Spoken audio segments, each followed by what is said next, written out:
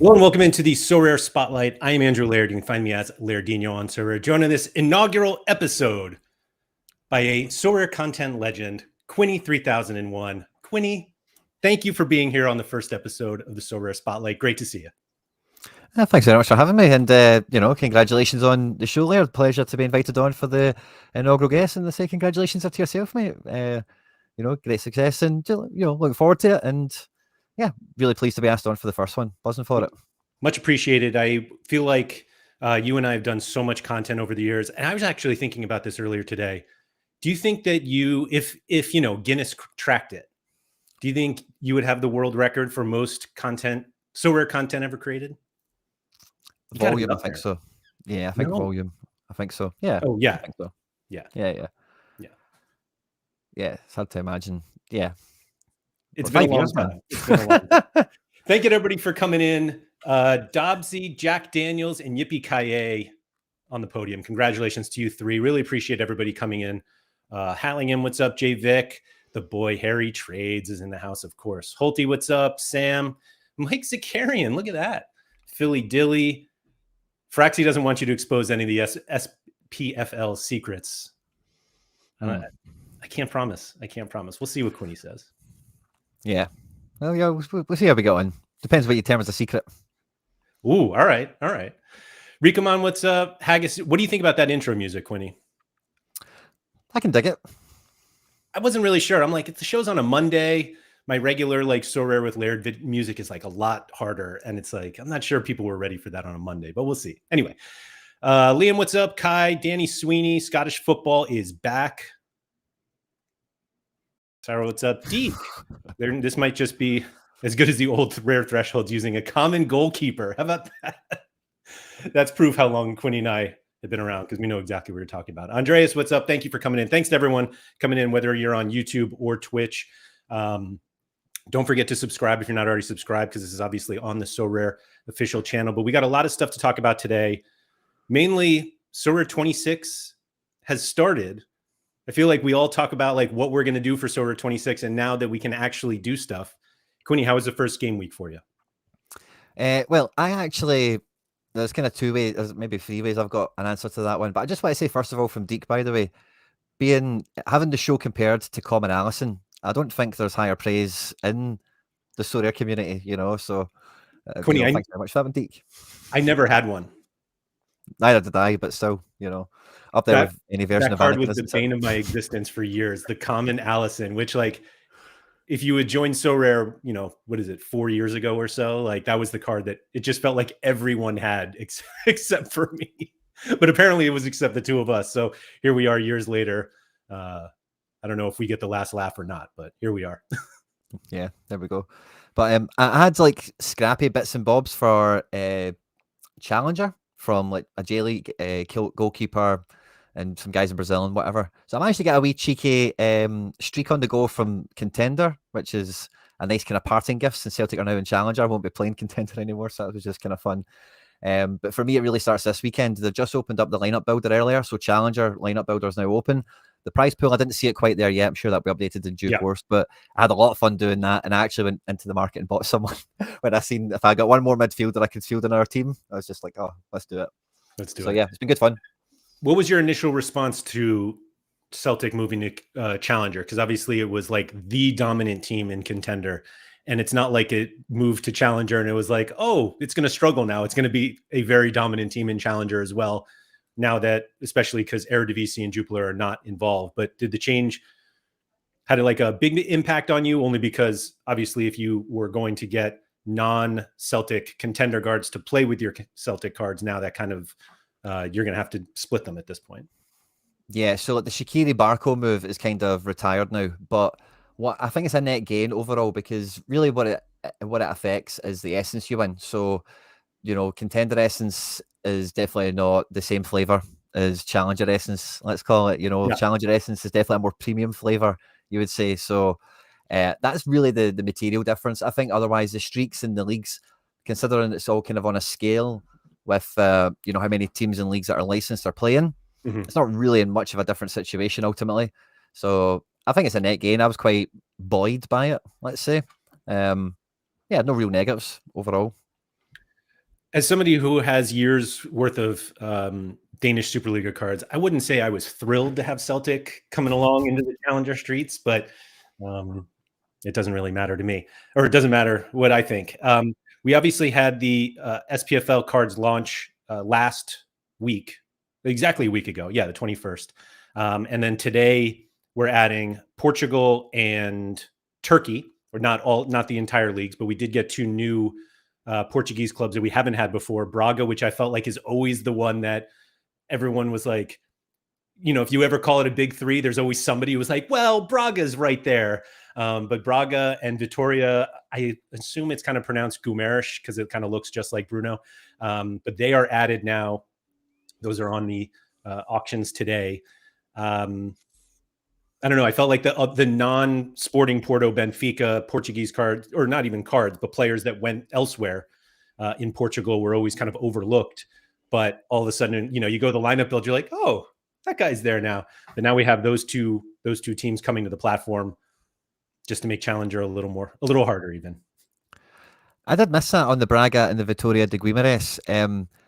Victoria de Guimaraes was one of the very first Celtic matches I ever went to. It was like a UEFA Cup qualifier or something like that way back when. So it's always a name that I've just always, my ears perk up for, if that makes sense. So that's a fun kind of 5, I suppose. Braga, yeah, that's a good, that's good for the Sorare scouts and managers out there, because the amount of people I'm in contact with that, they do want to get a footprint in the big teams within the leagues, but you need to build your base somewhere, like in terms of where you can fill a collection out, maybe gain a collection score advantage on a good match day.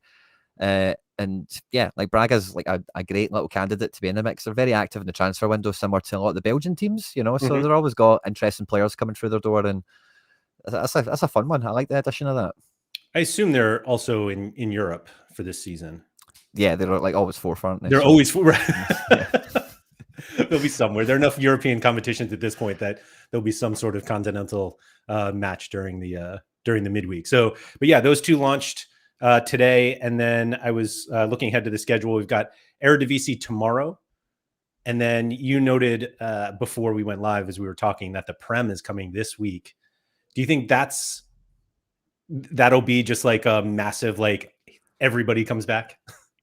I think that'll be a nice wee crescendo to a lot of the hype that's kind of zipping around at the moment. There's definitely a nice kind of temperature in the room, let's say, around everything right now, which is lovely in terms of the early access and the streaks and everything that's been kind of rolled out for this year. And I think our loyalty box is open the same day the Prem comes out. So I've got a good feeling Thursday's going to be party time. New cards, boxes opening. It's going to be as I say, it's a big week, because Eredivisie as well. If you look at the new layout, Eredivisie is really attractive this year on a competition strength basis, the rewards that are there and blah blah blah. So that's coming out this week as well, the Portuguese Turkish thing we also just mentioned. So it's going to be a pretty sweet week. I think I'm quite looking forward to it. Yeah, for sure. I think there was a lot of enthusiasm about the Eredivisie because it seems like PSV are not going to be quite as overwhelmingly dominant this year, and that just kind of gives everybody the thought of oh, maybe we can compete here if I don't have to get all of the big PSV guys. But, I think there's probably still a separation between, PSV, AZ, Feyenoord, and Ajax, and then kind of maybe we'll put Twente in there, but then kind of everyone else. But if it is more balanced, then even, the weeks that PSV have a good matchup, if you also have Ajax guys or something, then it's an easier time to, hit the leaderboards, get your streaks, get everything going. Totally. And the game's always going to be finding this year's Sparta Rotterdam, this year's Go Ahead Eagles. There's always one team in Holland that's just randomly got an SO5 team of magic in it, So again, it's scouting time, isn't it? So big week. Yeah. Speaking of Go Ahead, I'm going to make this transition. I'm going to attempt to, at least. Looking back at, we obviously had the first game week of the Jupiler League this week. Hot streaks. Thresholds are lowered, payouts are raised, so everybody got very excited about it. But I noticed, is it Adam Jansana, who was at Go Ahead last season, just absolutely smashed in his debut for Anderlecht, or at least he was at actually he pulled back. He was over 60 in the first half, maybe he lost like let's see, ended up with a yellow card, but he was like well on his way to like a monster score in that match, which, yeah, just your standard 5-2 opening match of the season against Westerlo. Yeah, that was one of the few matches that looked like it could have been quite favourable. Oh, Hazard on a 91 and Gould on 95. That's some lovely scores. But yeah, Lansana looked, when I realised he'd went to Anderlecht, I thought, oh, that's going to be a really solid mid card this year. And it's it's an okay start, 58 you can live with, can't you? Especially for streaking, first step. There's got to be a screenshot somewhere on Discord. I think I sent it to Harry because we had talked about him before. But I think he was at least 60 all AA after 30 minutes. Like he just, and I guess the Belgian Opta guy decided to pull him back a little bit. I do know that Anderlecht had some lineup questions early on because they played a European qualifier earlier in the week. And so I think Hazard starting actually was a bit of a surprise.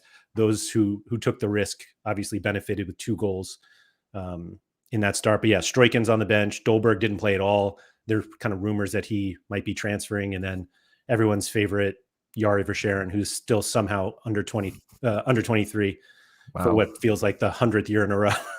But there he is. Harry said, yeah, Jansana was flying and then the yellow before halftime. All right. It's always going to slow him down. Do you play any Jupiler? No, not this season. I did the same. Got bits and bobs that will play in all-star teams that are in the league, but nah, no team.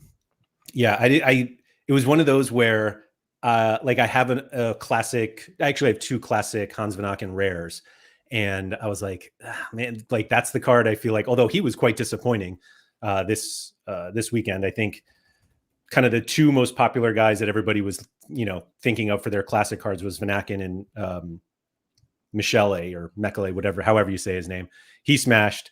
And then Van Aken, I'm looking up here. Yeah, 39. Oh, not what we were hoping for in the opening weekend. But yeah, the FOMO was like as high as it could be without me actually jumping in. And I was like, I have other cards that I'm waiting for, that some of which will come out not even this week, but next week. And I was like, somebody had mentioned in Discord somewhere that they were like proud of themselves for not FOMOing in because they're trying to save also. And they're like, that felt like a win. That's exactly how I felt too. I was like, the game week started, and I'm like, I didn't have any new cards that I like hadn't planned on buying. And I was like, okay, I can ease my way into Sorare 26 and play what I'm really hoping to play. Yeah, keeping your powder dry is definitely a real test of will. Yeah, that's exactly what it is.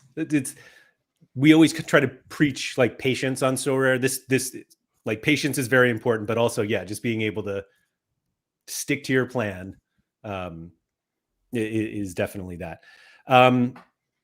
Did you end up prioritizing like All-Star over Arena? I think that's the big one that I like struggled with. It was like, basically, do I want to play SO7 or SO5? And not that I couldn't play one if I played the other, but like, where did you end up kind of prioritizing for the game week? I really enjoyed doing All-Star SO7, to be honest with you. Like, I feel it's way more befitting of All-Star with now, like, there's, I've just got a nice kind of squad to pick from, even in that kind of game week there where it was just bits and pieces or whatever.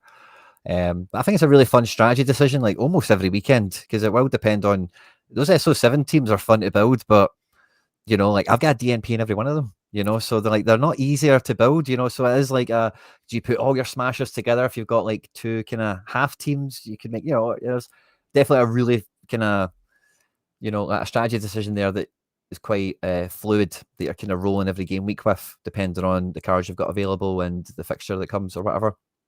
So yeah, I went All-Star this week. I probably will mainly go All-Star over Arena personally, but it's just because I kind of like the 7-a-side teams. I like the vibe so far. I commented, I think it was, I can't remember if it was on Friday, whenever it was. I was commenting basically that it felt like there were a couple players that everyone had in the All-Star lineups that they were sharing. Like they were so excited to share who they had. And it was very noticeable for me because I had them also. So like I shared this lineup with somebody early on in the game week. So it was like Franco Armani, Paolo Diaz from River Plate, Douglas Santos, Barco, Cecina. I had Messi here and then Van Aken, and I took Messi out because I didn't want to take the risk. It was basically, if I was going to risk Messi, that really meant I was risking all of these players. And I was like, I just don't want to have that risk. So I put in Elyounoussi, who didn't start. And I was like, oh, like he ended up coming on, which was nice. But I saw so many lineups with like either Armani and or Paulo Diaz, tons with Barco. It felt like everyone had Cecina. And I was just like, how are we going to differentiate? And it turns out that Barco, I think on Friday, just decided everyone with me is not going to win this weekend. So it was just like the common response I saw to these lineups was like, man, how am I going to compete this week against a lineup like that? And it's like, any given week, anything can happen. And I just look at my other, like one of my other lineups, which I don't think there's anyone here that is overly exciting. I mean, obviously Paulo Diaz is there that a lot of people had, but Kim Ju-sung from some Seoul, Franco Petroli, a couple of guys from my River Plate collection who are in Mexico now, Norwegian guys here, or at least they play in Norway. And it scored 132 points more than this lineup that everyone was apparently scared of. It's really good, that top 140 finish you've got, and you've carried a 40-point captain in that. That's pretty, that's interesting. Yeah, I'm all, yeah. So Philly Dilly said 582 points for 139th and laughing about it, but like it's SO7. It's not SO5. I'm not scoring 582 with SO5. So we have to, Charlie giving me a hard time here on my captain choice here. Well deserved, Charlie. But yeah, 1,000 essence for that lineup. If it holds, I'm not sure. There are obviously some matches today. I made this other one as well that I don't think anybody was going to be scared of, with a Lucas Zelarayan DNP. But I had this one pop up early in the game week, and so I play MLS Limited in season for streaks. I made 4 lineups this game week, failed to get to streak 3. And I had these 4 decisives in an all-star lineup. And I was just like, well, there it is. Yep. Wow. That's good and bad luck all at the same time. A nice wee tier 2 in season. That's a nice wee pool butt as well. It was, so I was 20th when my last guy played, and the top 50 get a star. And I was projected, it said like I was in 20th, projected for 51st. And I was like, oh, and I was like, but I knew I was going to fall. Like that 563 seems like a really big score. This is another thing where we have to like adjust to the new 7 players instead of 5. But I didn't know where I was going to finish. And then it was just like the inevitable like drop, like tier 1. Now I'm in tier 2. I can't imagine I finish below 700 at this point. So the tier 2 is pretty locked in here. But it was this, not that I wasn't excited about this lineup, but those are 3 MLS cards that I could have put in my MLS lineups and just didn't. And then they're the ones that ended up smashing. And here I have 4 lineups that 352 is the highest I got. I had to get to 380. It's not there. Yeah, you put any one of them in any one of those teams, really, and it's right. Game over. Problem solved. Game over. Yeah, I had Miranchuk has been so bad, but like I could have played him with Almiron here instead of Gonçalves, and I don't know. It's I'd love to say lessons learned, but I don't think I learned anything, to be honest. Well, yeah, it's first game week for everyone, isn't it? So like we're looking at 580. Like it's important to remember as well, the rares all have a rare bonus compared to those limited ones. So that limited score, although it was like 20 points shy of the rare one, it's kind of more impressive on the leaderboard because it's carrying less of a multiplier or whatever. But it's interesting to see because I did a poll on the deadline show last week and we were chatting about where the winning scores will be. Also, we've not looked at the kind of top of the table there, but you're getting into some decent price spots. But so it's kind of interesting for all of us to kind of gauge the range of what is a good looking SO7 team. So that's interesting to see. Yeah, I think ultimately because we know how many people are competing in All-Star, the expectation is like, I just need 100 from everybody. And it's like, you don't really need it to be that high, but it does. I mean, we all know that in order to score, to win a lot, you're going to have to score really highly, which is part of the reason why I ended up playing a bunch of arena. I made 9 rare arena lineups and 6 limited. And that was after doing 10 and 10 the game week before. It was funny. I forgot that they had removed the limit, because you could only do 10 last weekend. So I made 10 and I was like, okay, I can't do any more. And made 9 on the rare side. And I was like, oh, I have one more. And I'm like, oh, it's actually unlimited. And I was like, am I really going to do all of this? And I didn't do particularly well. I do have a few that have guys playing today. Midtjylland played today, and so I threw in a bunch. And I was actually going to do some late entry arena lineups potentially in an hour when the lineups come out, just because I was so nervous about the goalkeeper situation. I think I have 6 total Jonas Lassel cards, and I was so scared because he's had an error led to goal in back-to-back games, and I was just too scared to use him anywhere. But I might do some late entry arenas that if anyone gets into an arena with me as I enter it on stream, you'll know what you have to beat. Good luck. I kind of stayed away from arena. I don't know. I'm too tight on my essence. So the way that I started thinking about it was, I actually had held a lot of essence from like before the conversion. And so when it got converted, I was like, oh, I got a ton of essence now. And none of the cards that I am going to, so I'm going to continue to play in-season contender in limited and rare. But based on like how much time I have left, like I play mostly with Argentina cards. And then for classics, I have some J League and K League, but their season ends basically in December. So crafting those cards now, I get like a third of the season realistically, instead of like if I get an Argentina card or a J League, K League card. And then, or I just kind of like hope that I get, a 2 Bundesliga card or something like that. But I think my expectation is, at least my plan right now, is to play in-season League on in limited and rare. And so crafting now doesn't make sense. And so I'm hoping I can turn my essence into more essence ahead of getting those cards in. But based on my results this weekend, I'm turning essence into less essence. Yeah, that's my fear. I did one arena, and when the kind of change and everything happened, I thought, why not? Let's just go for it.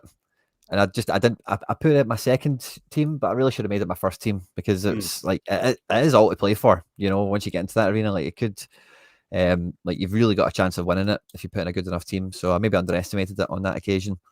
But yeah, I'm kind of essence risk adverse. No, I totally understand. And I think I would be, had I not held on to my essence previously. So I just haven't, like, classic Sorare thing, I happen to have a balance. And so I'm like, oh yeah, I'll use it. The way that I've been, so I actually I don't think I got into a single golden arena this game week in limited or rare. And I had like the previous week. So getting those is obviously helpful. Topsy said I'm such a nice guy donating the essence to the community. Thanks, Topsy. Limpy said the arena is more of a side game to me. I don't know how to feel about it yet. Philly Dilly said, need to see how tough the arena is. Arena could be a side game. It could be the main game. I also didn't enter any of the uncapped ones. But I will say that, like, I'm in second right now in one of them with 292 points. Now there's no XP. There's no other bonuses, but I think it was it Brones in our Discord was saying, you basically, if you got like he had a lineup in All-Star that averaged 54 raw points per player and won 250 essence. And I was like, I have basically the exact same thing in the arena. 54 points isn't that bad for effectively like a podium in the arena. And so I don't know. I don't know how I feel about it yet. I will say that when you go into All-Star with SO7 and see, well, in limited, there were 27,585 lineups. And then you go into the arena and there are 9 others. You're like, oh, this seems a little easier to me. Yeah. At least it feels more competitive. I was just thinking there, I've maybe entered like 4 or 5 arenas. I think everyone I've entered in the Penfest has been in. Legit, He's definitely not holding back on arena, although he did. I think he did a video last week where he crafted and he was like, he was out of essence. So I was like, oh, I guess he'll have to just win more essence if he wants to play more arenas. But I don't know. It's a fun game mode for me, just in that respect of there are only 9 other people, 9 other lineups, because I had one where I had multiple entries in one late one. But it's just that it feels very different because you can have kind of a mediocre score. And even if you don't, let's say you finish 5th, 500 XP, it's something. Like it'll help, not in future arenas, but it'll help. And by the way, that kind of is very pertinent. I've tried to save XP, but I ended up spending it on MLS in-season cards to try and get them streaking and whatever. And with NYC, that was maybe a bit of a folly exercise, as it were. But before game week 1 for Scotland, this coming game week, like XP strategy and leveling up cards before games kick off and all the rest of it is like a proper strategy angle, edge, or whatever you want to think of it as, along with collection score and whatever.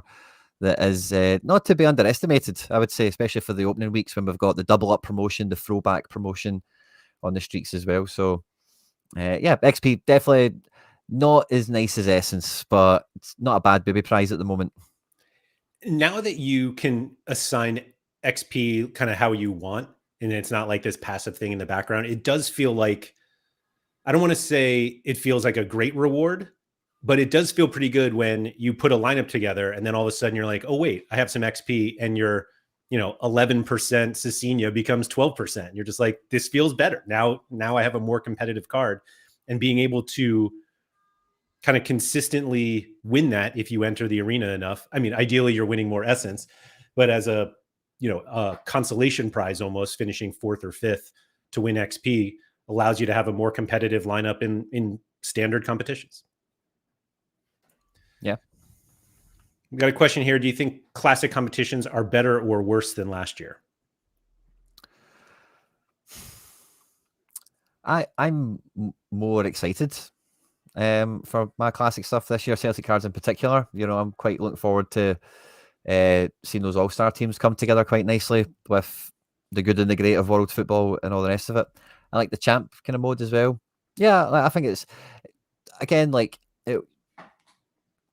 what's better is it's so kind of abstract, or not abstract, like it's to each individual, if you know what I mean. So like, I've got like a lot of rare cards, so I really like early doors, like really do love SO7, like in terms of just building teams. Building teams is just so much fun for me now all of a sudden compared to what it's been. Maybe that's how long you've been playing the game or something like that, but I genuinely do think for Sorare, and the way the game's built for like holding players for their career and watch them start in Belgium and then they go to France and Italy and England and whatever. You will just, like 7-a-side feels like a nice, just part of the thing, where you've got the 5-a-side obviously for the in-season cards, because, just that's how you acquire them. It's a bit different, isn't it? Versus the cards you've just got forever and ever being like 7-a-side. And yeah, so I guess from that point of view, like I'm more excited for it this year. But yeah, it's kind of a hard thing to give a definitive answer on, isn't it? Yeah. Until, you've got a full year under your belt to compare and contrast. Right. It's been one game week and we don't even have rewards for it yet. So I'm not sure we can decide yet. But I will say that the fun thing about SO7 that I hadn't really considered, I think, strongly enough, is previously when we had, if you had multiple all-star lineups, like you put your 5 best here and then your 5 best in the next one. And I felt like my next one was always like 1 or 2 smashers and then like just kind of other guys that are good. And there's just something about getting 7 of like your smashers to get, like I made that lineup. Obviously we were talking about it crashed and burned, but putting those guys together, it just makes you feel like, wow, I've got like a serious lineup here. And ignoring that other people have, like everybody's going to have some serious line. Well, not everybody, but there will be plenty of them. But it's fun to say like, all right, these are my best. Let me see what your best are. And we're like competing in that way, where 5, I almost feel like we didn't get enough. Obviously one's a goalie and you're just like, all right, the goalie. And then here are my 4 best, but I don't know. The lineup building, like I said, your best lineup just feels more powerful now. And that's a good feeling to have going into a game week. Totally. And it takes away like some of those tougher decisions in old SO5 where it's like, oh, all these guys have got great matches. Who'd I put into the second team? You know? Yes. And it's kind of like you don't need to think about that anymore. Just put 3 of the midfielders together now, and it's all about who you pick as captain. You know, Barco, Shaqiri, Wanizek, triple midfield of death. You know. Yeah, I worry about Barco. I'm not gonna lie. Yeah, but you know what I mean, like type guy. You know. Yeah. I need Barco though. I don't have Shaqiri, so I need Barco to be the guy. And through a couple of games, it's not looking great for Barco. We obviously Arena is like a big part of Classic now. I think. I mean, obviously you can play in season cards in Arena, but I think generally people are using it for Classic. And I think what'll be interesting is if we end up seeing kind of more rule specific arenas like Prem arenas or SPFL arenas, like stuff like that, to allow people to kind of compete, not just compete with the cards they want to compete with, but also compete against the other cards that they know. And obviously Arena right now is essentially just all-star. You know, you can play whoever you want. The idea of these like league specific arenas is just really interesting to me. And I wonder if people who haven't played Arena yet, if those come and they're like, oh, that's actually, I'm going to do that now instead. We'll see. Yeah, I definitely think there will be special arenas when, like the European season, like the Big 5 Champ Leagues, when that's kind of when the party starts, isn't it? You know, and I think that's when, yeah, they'll be popping some poppers and getting the balloons out or whatever for special ones. Yeah. I mean, I hate to say this on Sorare's official channel since I have no insight into what they're doing, but I think there is a pretty big community like desire to have those types of competitions, like league specific arenas or something like that.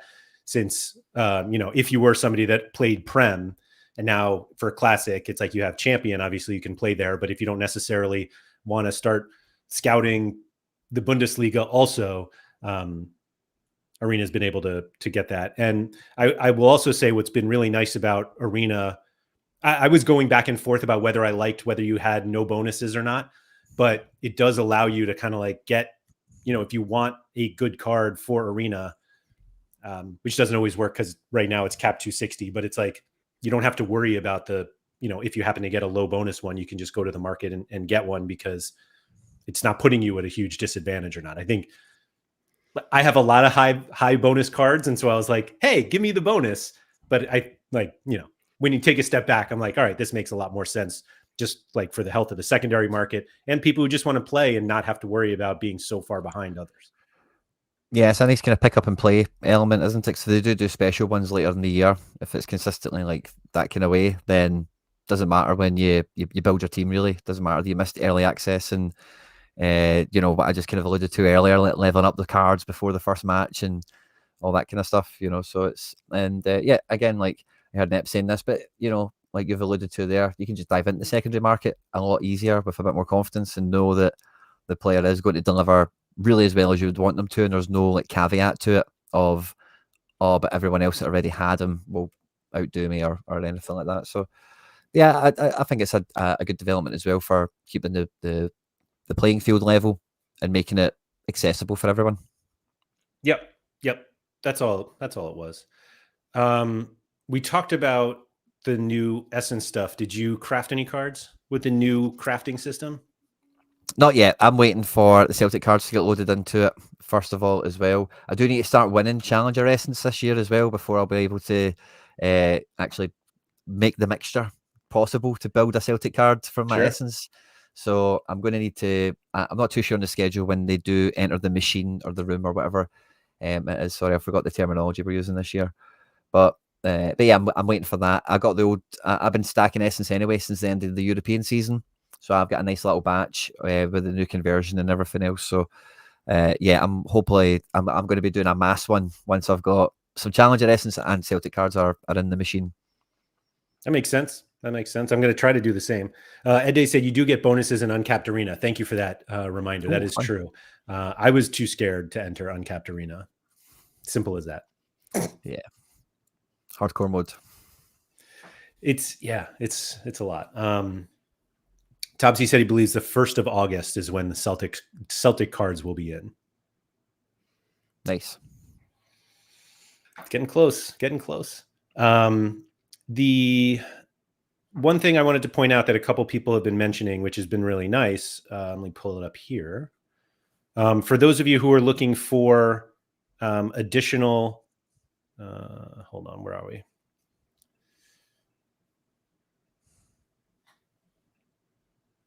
In the lineup builder, we now have, I believe, the next 5 game weeks loaded. So everybody who wants to get in all the way through the August 15th through 19th, which is game week 104, these are in. I don't know if all of the rewards are necessarily posted yet, but I think there was some feedback that people want to be able to just build lineups ahead of time. And so we're listening, and here they are. So there. Is this weekend the first weekend of SPFL? It is. Yeah, Flag Day for Celtic, as we call it. Let's get into SPFL briefly. It doesn't have to be briefly. We got all the time in the world. Somebody mentioned earlier in, here it is. Sam said, SPFL preview. I can do that right now. Celtic stacks equal podiums. How do you feel about that? Celtic stacks are going to be all over the place. I don't think there's much doubt about that. But every year there's always a wrinkle. There's always a crease in the stack or in the squad or in the makeup of it all. You know, don't need to go down memory lane for a history lesson on it all. But this year it kind of boils down to the fact we only have actually 2 midfielder cards that are anywhere near usable. Ben Negren looks to be coming into play midfield for us to fill that Matt O'Reilly spot, which is going to be wild. But he's a forward card, and the expected starting 3 is McGregor, Hatate, Negren. So, you know, Bernardo, Engels, McKeown will all feature throughout the season, will start matches and all the rest of it. But when you're looking at that bird's eye view of building your stack and all the rest of it, there's only 2 midfielders you can actually build. I've got a Forrest in my build. I think early season Forrest is usable, but this kind of brings me on to a point that's somewhat ever present throughout the SPFL right now, is there's still a lot of transfer business to be done. Like the whole league is still, because Scotland starts its season quite early. Some of the teams are in Europe, as you'll know, with Midtjylland taking on the Highbees, taking on Hibs. So, you know, a lot of teams, Celtic are kind of the poster child for this, kind of do wait to see what level of European football they shake into before maybe committing resources. Teams like Motherwell have got maybe some big assets in Lennon Miller to maybe still sell. That might fund a whole raft of business for them. Their squad could change quite quickly. So as it stands now for Celtic, like James Forrest is number 3 on the midfielder viability utility list or whatever right now. So I do think Celtic stacks will smash and will be all over the place. Lots of double defense, lots of double forward combos will be exciting and usable. But it's midfield, it's really narrow. There's only 2 spots there. So I don't think it'll be a walk in the park either for that reason. Because I do think Hatate and McGregor are midfielders that can drop a 52 like very easily, you know. They don't mind that. So it'll be interesting. So you were talking earlier about how, you know, the Shaqiri and Barco and Vonacek that you used to be able to play with the Celtic stacks when they were in Contender. Were there any challenger midfielders that you scouted that you want to go after or have gone after? Not as of yet. I do have a lot of classics that I'm able to maybe slide in. So I'm maybe opening myself up to maybe getting some in-season goalkeeper action. So I'm still kind of in the middle of working that one out. I actually picked up a budget midfielder earlier today. I won my challenge, my contender streak that I mentioned earlier, and I went on to the instant buy market, and I brought in a name that's probably familiar to a lot of Sorare scouts and managers around the world, Lucas Fadinger, who was at Altac and blah, blah, blah. Wow. And this is a guy that, if you look at his scoring history, there's not really much to go on there. Is a bit of a set-piece guy, has had a few candlestick scores in his time, but Motherwell have got, I forget his name, but they've hired a guy from the Austrian league like 6 months ago or something like that. It really turned their season around last year. And for all intents and purposes, like Motherwell will probably contend for the top 6. I don't think they'll be comfortably up there or whatever, but I think they'll be there. And if you look at their squad, he's kind of the only, maybe one or two other guys are not bad, don't get me wrong, but I thought that's a nice wee budget midfielder. He'll play all the time.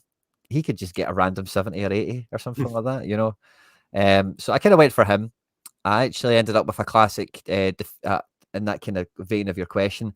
I ended up picking up a defender that I was really excited about with their transfer, but at the time I wasn't that, because of the change in dynamics, it made it a bit more attractive to go for.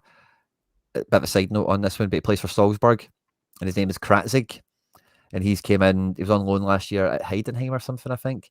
But Bayern Munich have sold him. They've got a buyback clause on him.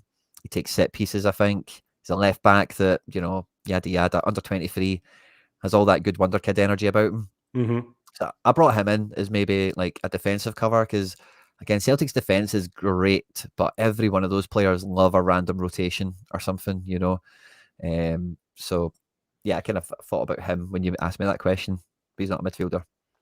Do you think we're going to end up seeing a lot of rotation this season with Celtic? Obviously, like midweeks and weekends. We saw it last year, and I know it's one of those that sometimes the news comes out in enough time, sometimes it doesn't, and we're just kind of like left with figuring out where to go. I think with defence, it'll be interesting to see because Tierney is expected to be in the main 11, but as anyone that's followed his career will know, like he's not playing 6 games a month. He's probably good for 3 to 4. It's kind of what you want to probably do with him. So for that reason, I think maybe expect a bit of that. Oh, sorry, I need to change my battery in a second. But yeah, I think Carter Vickers has got some injury concerns. We're linked to bringing in a loan for Jamai Simpson-Pussy from Man City. And I think that's to maybe be a wee Carter Vickers insurance policy. So maybe a wee bit of transfer news to go on there. But yeah, I think there will be rotation, don't get me wrong. But I think Rodgers, the thing I like about him versus like when we had Ange, is Rodgers is very much a best 11 type manager. Like he will play the best team to win the match for the majority of the season. And you can kind of hang your hat on that. So yeah, give me 2 seconds to change my battery. Yeah. Ian was just adding that Austrian manager left 2 months ago. They now have the Copenhagen number 2 in charge, which is, I don't know if that makes me feel better or worse or anything. I was going to ask if Quinny could say anything nice about Rangers, but I'm not going to even make him go down that road because we kind of can see stats wise where it is. But I think the thing that everyone kind of keeps coming back to with SPFL, I guess, is just that, like, how deep do you really go beyond? Like, can you go that deep beyond Celtic and Rangers? And I think ultimately, like, we'll probably answer the question with something like, yeah, you can for streaks, which makes, kind of a throwback to the old, like, he's a threshold guy. But yeah, how deep can we go without Celtic and Rangers? And I don't even want to talk about like, stacking teams or whatever, but genuinely just like, are there individual players that jump out at you that we can go after that are not? Yeah, I think there's actually a ton this year, to be quite honest with you. The Scottish League has kind of had a bit of a shake-up over the last couple of months, different ownership models coming into play and that kind of thing. The problem with Scottish teams historically has been if they do get into the proper stages of European football, and the current guys we're talking about, group stage, Conference League, Europa League, they do tend to stink the place out in the league. Sadly, the squads just haven't been deep enough over the years. Yeah. There is an argument with the teams that are involved this year that maybe they are amongst the best candidates we've seen over time to maybe combat that to some extent. Like Hibs, for example, if Hibs are in Conference League group stages, I think they'll probably be okay. Domestically, Europa League might be where the wheels could fall off for them in periods of the season because Europa League is just a huge level up on Conference League, for example. Yeah. But Rangers, I'll say this, like, they will only be better SO5 wise under Russell Martin because he will be playing. We've seen Southampton under Russell Martin in the Championship. Yeah. It's the same thing, so we're going to get guys that get those scores for Rangers. There's just no two ways about it. It's the exact same fantasy football kind of situation. Dominant team in a league are going to be in the top 2 positions, give or take, maybe 3. They'll have decent enough players, but again, still very busy in the transfer market. Robin Propper's just left Rangers to go back to Twente, and I think they're still trying to do some other kind of house cleaning kind of things or whatever. So yeah, I think Sorare wise, SO5 wise, like it's hard to imagine Rangers aren't a better team to kind of go after. But my pick to finish second in the league this year is Hearts. Hearts have got Tony Bloom and the Brighton Jamestown Analytics on their side now. We've seen USG, we've seen Brighton, we know what they're all about. And if you look at the Hearts squad, like they've got some good like know-how in the league. They've appointed Derek McInnes, who for me is a very good recruiter in the SPFL over the years. Aberdeen, you know, he's kind of got split opinions on, but I think overall you can't deny with the fact he built a good squad. And with Kilmarnock, which was very like the polar opposite situation to what he's got now at Hearts in terms of resources and infrastructure and whatever. So I think him with that domestic nous, he's had Aberdeen up in second position when Rangers weren't in the league. He's got some experience of doing that kind of nosebleed kind of situation, beating all the other teams in the league or whatever. And then when you factor in a transfer budget from Tony Bloom, you then factor in the scouting network of Jamestown Analytics, the kind of Brighton USG guys. You know, the cherry on top of the cake here. Hearts are not get any midweek football this year. No qualifiers, no scope of any midweek anything. So they're just going weekend to weekend now, and they're in a real ascendancy position. The very first card I've bought this year was Claudio Braga, the forward for Hearts. I got the one of, and that was because I was listening to like the press here in Scotland. Now, what happens is we do pre-season friendlies like everyone does, but the current format for the League Cup here is kind of everyone that's not in Europe or whatever get together across all the divisions and play like a little mini group stage thing to get the League Cup going, and you kind of eliminate the bottom end teams, but they maybe get a big team come to town so they get attendance figures and some ticket sales or whatever, yada yada. But the likes of Hearts, Motherwell, whatever, it's pre-season camp for them, so you get an early indication of the formations they might be playing and who's the key men coming in on the transfer window or whatever. And this Claudio Braga guy has got everyone, every Scottish journalist that talks about are saying this guy is going to be one of the standout players of the year this year. It's all pre-season hype. He's been signed from the Norwegian second tier, would you believe?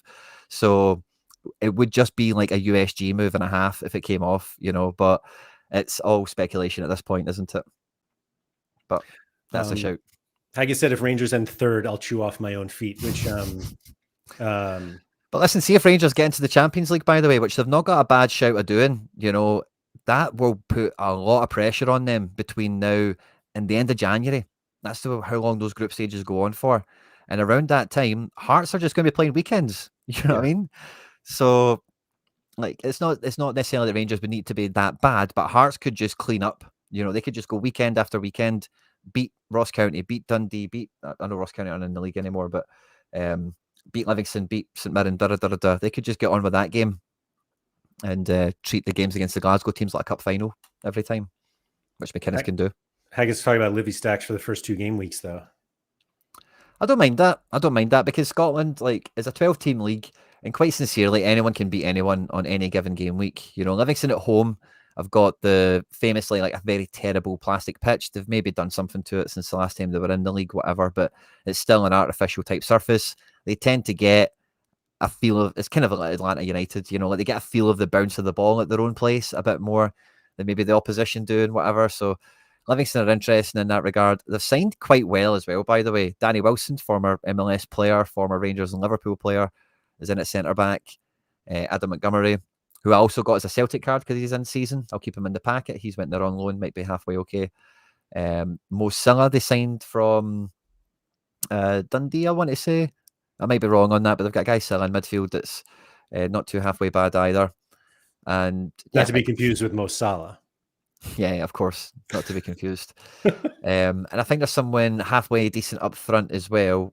Pittman's normally not too bad for it. Stevie May, that's who I'm thinking of. So, like, yeah, Livy are not bad for a wee budget shout or whatever, but you've got to be thinking about throwback, double up streaks, really, because Livingston will be fighting against relegation for large parts of the year. I don't think there's really too much around that. But yeah, if you can get them cheap enough and stuff like that, like that could be a really economic way to get your first team built, and then you build from there. Yeah, it does feel like as you were going through it, Hearts obviously may have a couple more players that you can rely on just based on how they're being run now, but I don't know how deep you want to go with any of the others. I mean, obviously, if Yeah. you're a collector, you want a collection bonus, you're going to get everybody, but I don't know. Well, I say there's maybe a few I would kind of enter into the frame. So the next team that probably should be there by all accounts is Aberdeen, who won the Scottish Cup last year, beat Celtic on what is the last game of the season in Scotland. And they got the manager in, I've just totally drawn a blank on his name now, but the Scandinavian lad. And he kind of got them firing towards the top of the table when he first kind of came in. They ended up winning a cup. And they've recruited Adil Ayoshishe, or whatever we call him, who used to be at St Etienne. He's got a bunch of Sorare cards. He's one of these wonder kids that's been on the block for a little while. So he's in at attacking midfield. They already have some other players that are quite decent as well, but they've recruited quite well. Aberdeen on paper have got a really nice looking squad, but the problems they've had is the depth thing. I'm not too sure if they've totally fixed that one or not. So depending on where they land European football wise, Jimmy Tilleen, there we go, might kind of dictate their kind of season this year. But Adel Ayoshishe, Topi Kiskinen, Leighton Clarkson, Ante Palaversa, there's some okay defenders. Mitov, the goalkeeper, is the Bulgarian #1. And there's maybe a striker or two that's in the team that you can expect to get some goals once in a while. So Aberdeen are definitely someone that you could look at for a few players quite feasibly. I got stuck in with Aberdeen. Was that 2 seasons ago? 3 even? With Kelly Roos when he was their goalkeeper. Yeah. And they had they signed Stefan Gartenman from Midtjylland. And I was like, I'll get into Aberdeen. And it was like that at the time was not a great decision. I think they were another example. Did they have European football like 2 or 3 seasons ago? Yeah. And they just weren't built enough to do it. So they just got hammered on both sides. They go somewhere, they end up in Bulgaria, probably where they found this goalkeeper, and then they'd have to come home 2 days later and play again. And it was just like, it's just tough. Just tough. Yeah. So I'm not too sure if they've totally got themselves square for that, but they've given themselves a fair shout with some of the players they've brought in. There's definitely a striker. I think he might be Australian. I want to say like Matanovic or something like. He's got one of those kind of Croatian-y kind of sounding names. Milanovic. There's a lot of hype around him. Again, not really too up on him, so I can't really say much more than that. But there's Aberdeen are a decent outfit. The last one that kind of completes the three of the would-be guys for me is Hibs, because they stuck by their manager David Gray last year when they were terrible. Like, they were stinking the place out big time, and then it clicked together for them. And the reason it was, they're trying to play like attacking football, they're trying to play a set style and all the rest of it, and it did click. It did come in together. They signed Jamie McGrath, who was a big player when he was fit and available for anyone in Scotland. He's played for about 4 different teams now, and he scored against your boys, or got an assist at least, or something like that. Got decisive for me somewhere anyway. I've got his Aberdeen card from last year. But he is a big improvement. Dylan Levitt, who's like in a Sorare throwback card. He's starting to perform quite well for them now as well. They signed Josh Mulligan, who was a very good midfielder last year as well in the league. And with Martin Boyle up front, somebody mentioned in the chat there. And Kieran Bowie, who's a kind of aspiring Scotland international, maybe. Ellie Yuan, Junior Hoylett. Like Hibs, again, let's see how they do with the rigours of midweeks and weekends, depending on how that shakes out for them. But again, they've got a lot of actually players that could score well, quite feasibly. It just depends on how it comes together for them with the midweeks and the weekends. But like I mentioned earlier with Celtic, there's still so much more transfer business that could happen with a lot of these teams that, a superstar could just walk through the door for any one of them for a number of reasons tomorrow or something like that. I had forgotten that I had this card. Hey. Crafted him last year. Do I remember correctly? This is a Sorare content throwback, kind of. Didn't Stish own the Dylan Levitt unique? Might still do. I'm not sure. But yeah, you're right. I'm pretty sure it was a rookie, and he's like a Man United kid back then, wasn't he? So a guy that's starting to come into his own here. Like his AA is quite nice. He doesn't maybe quite get enough decisives at the moment, but he's now 24. He's got actually a lot of experience under his belt. He's been playing since the Honeycomb cards. So that's must be about 4 years ago. That's not quite a rookie, is it? But unofficial. Right. So yeah, this is his 5th season in Scotland or something, 4th season. Wow. So a guy that's, got some miles on the clock and is improving on his early promise. So a guy that, I was looking at his card earlier, I think the rare was £11 or something like that. And for my third team, it was definitely a tough decision. Fadinger was half the price. And I thought, don't need to worry about the midweek stuff. So I'll just just take him and Yeah. much cheaper kind of speculative punt, as it were. Hags told me not to worry about it. I think Hibs fans have forgotten Yuan exists. Yeah. Ross said Milanovic played very well in the friendlies. Yeah. We've seen Bojan Miovski, we've seen Kevin Van Veen, we've seen some of these strikers in Scotland over the years. Like, they just need to get a streak of like scoring 12 goals in 8 games or something, and you're rubbing your hands together. Van Veen was one of those. I mean, if you told me he scored 50 games in a row, I would have believed you, because it just felt like every single game week. I don't know if they go back. Was it 2 words? Where's Kevin? There he is. Wonder if the scores go back. There you go. Oh, keep doing that. Sorry. There we go. Heck of a run. Yeah. 2 again. Was that scored against Rangers and Celtic? That can't happen good much. goal against us as well. No. Well, yeah. It's a good accolade for him, eh? Mm-hmm. Got him a good pay to Groningen, and then I don't think they liked him too much. And apparently, I won't go into it, but he's definitely got some, let's say, off the pitch antics that has brought him back to Scotland a few times. And I don't know where he is right now, but I think as well, it might not be that stretch, but I know he had a really good stretch at one point where his strike partner was, again, Sorare community favourite, Tony Watt. So I think it might have been those games, or it might have been a stretch previous, but that was the front two that kind of got clicking at that time, which is just a nice wee throwback to think about. Man, just as Holty said, bring back end product. We brought up Stish and Tony within 60 seconds. Yeah, of course. I mean, Stish are actually on tomorrow, believe it or not. What's that? Me and Stish are actually on tomorrow. Quinny 3001, everyone. Head over there and make go. Sure. Danny said we paid over $1 million for a striker this summer, but I've already forgotten what club Danny's talking about. Not a clue if he's any good yet. Well, I guess I think that's an Aberdeen kid. Oh. It's like a Icelandic or Faroe Islands type guy. No, it's not that. Oh, is it him? Okay, he's talking about Hibs. That's a new name on me. I don't know that one. That doesn't surprise me. Bench against Midtjylland. Yeah. We're not quite bedded in yet. But it looks like he's maybe came from Switzerland or something. Is that what these are? I'm guessing. I think I see young boys. Call. Yeah, I thought I seen young boys.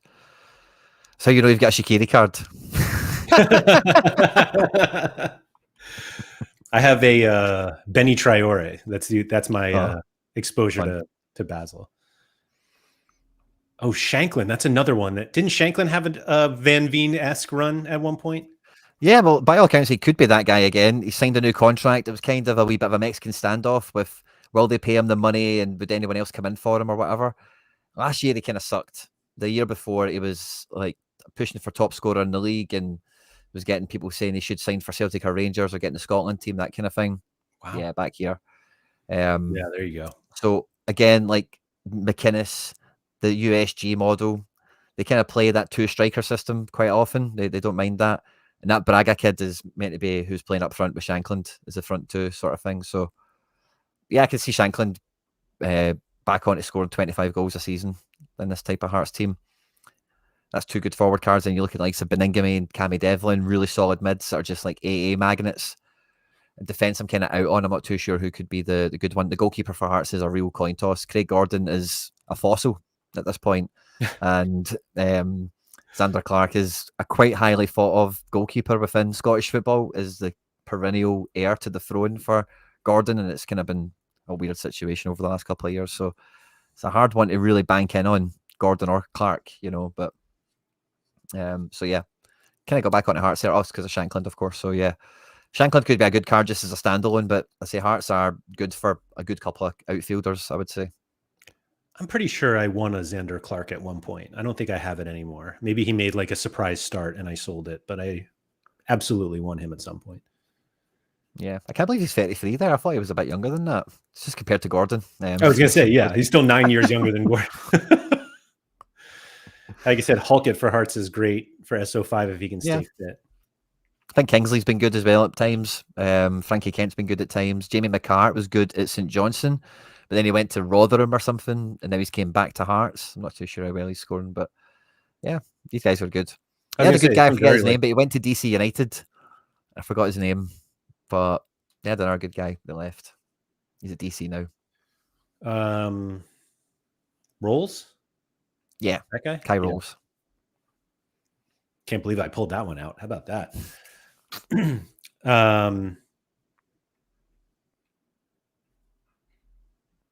Harry Milne. Is that Milne? Yeah, no.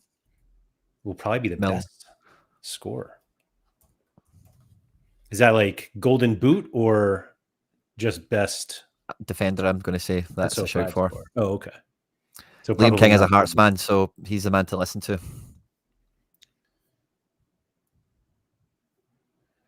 Ian said Xander Clark scored a goal in the Scottish Cup quarterfinal once. For St Johnson, no doubt, if Ian's coming out with that fact. Is there anyone we forgot about? I say they're the ones I'm excited about in the main teams, but I do think Motherwell, like I mentioned before, like when they sell, and it is a when rather than an if, I think, by all accounts. But when they sell Lennon Miller, I say I'd forgotten about that Copenhagen thing that the chat corrected us on. Thanks for that, by the way. But if they sell Lennon Miller for 6, 7, 8, 10 million or whatever, Motherwell will probably go and buy 3 or 4 guys for like pennies or whatever. Yeah. And depending on how well they scout, if it's guys like that Fadinger, and it's just other guys from like Austria or the lower end of Belgium or something that are good players, those guys can translate quite well into Scotland. We've seen it before with enough examples across the league. Even if it's the problem with some Scottish players can be that they're quite, we were talking about with Van Veen there, they're quite streaky, which is maybe quite SO5 friendly now, you know, but they just get on a wee bit of form and they have 10 great games in the season, and before and after it's a bit meh. So they're kind of playing that game with, I think, St Mirren. I'm not as close to Dundee, so I don't really want to speak on that as much, but like Falkirk, Kilmarnock or whatever, you know, you just never know where they're going to get players from on loan, free agents and things like that right up until the end of the window.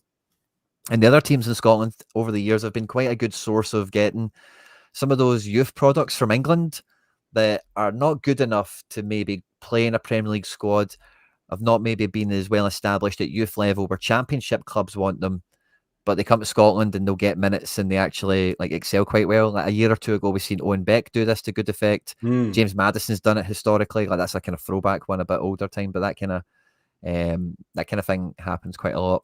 So you can see like St Mirren just randomly get a quality player out of the Arsenal academy on loan, and it's like, where did this guy come from? And that kind of thing can happen.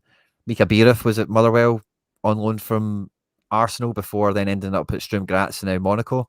So there's always like little guys like that that do kind of, they do just kind of float into. I think he's got Motherwell cards, you know, but there's wee guys like that float in. So Scotland is predominantly, beyond the teams we've spoken about already, a league that you kind of need to be just watching out for who's coming in, because there could just be random guys that come out of nowhere really and can be an important player for a wee team, and that can score well.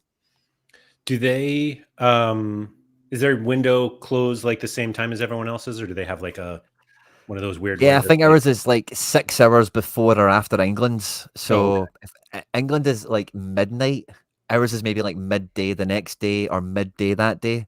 It's weird. We're kind of just right around where England is, but ours is just a little bit different just because that's a Scottish kind of trait, you might say. But at least it's like connected. I feel like every time we've got our own deadline. Well, it's our deadline. But yeah, I always feel like, you know, some transfer window closes and everyone's like, okay, we can relax. And then they're like, well, Turkey's open for another week and a half. And you're like, all right. And then it's like, oh, the Saudi one's got 2 more months. And you're just like, all right, never mind. I just can't.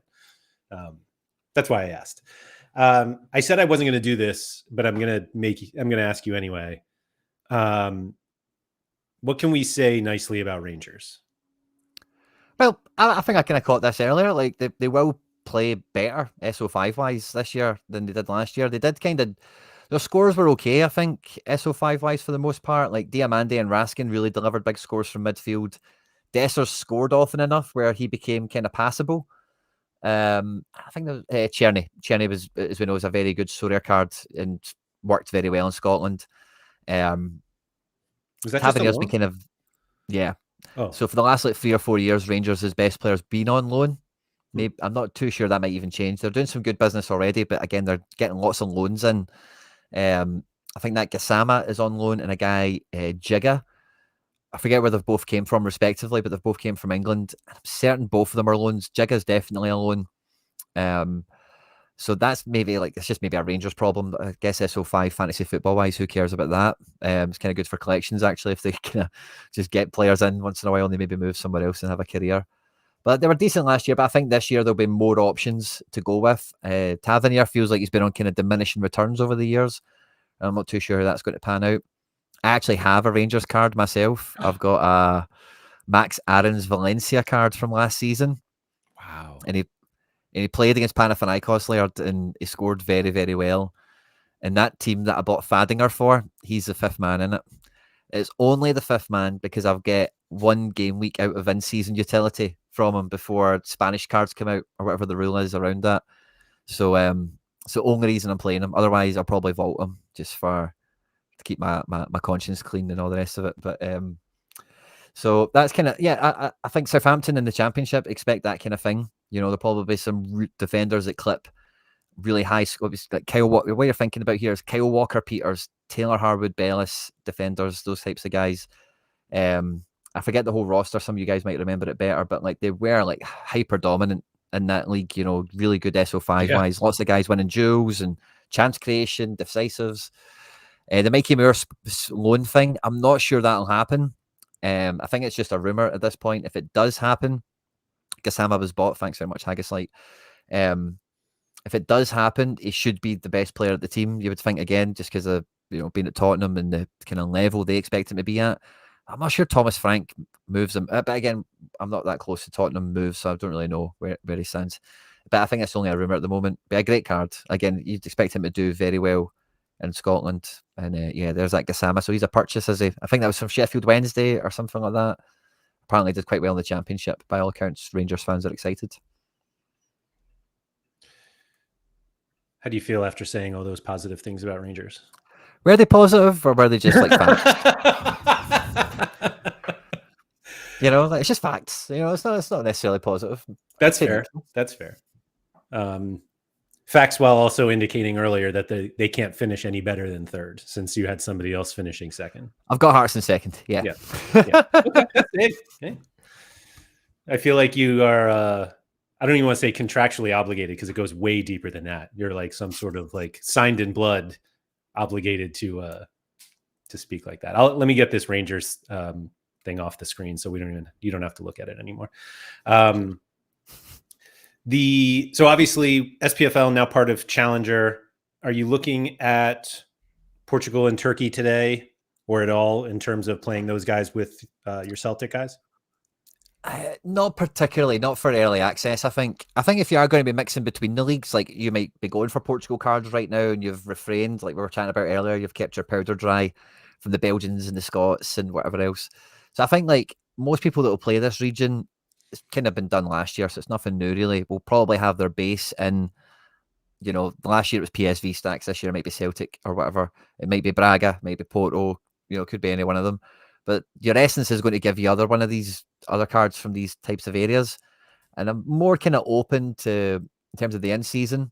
Like last year I won an in-season Wanizek, and if I didn't have Celtic players to put next to him, I wouldn't have been that interested in keeping it.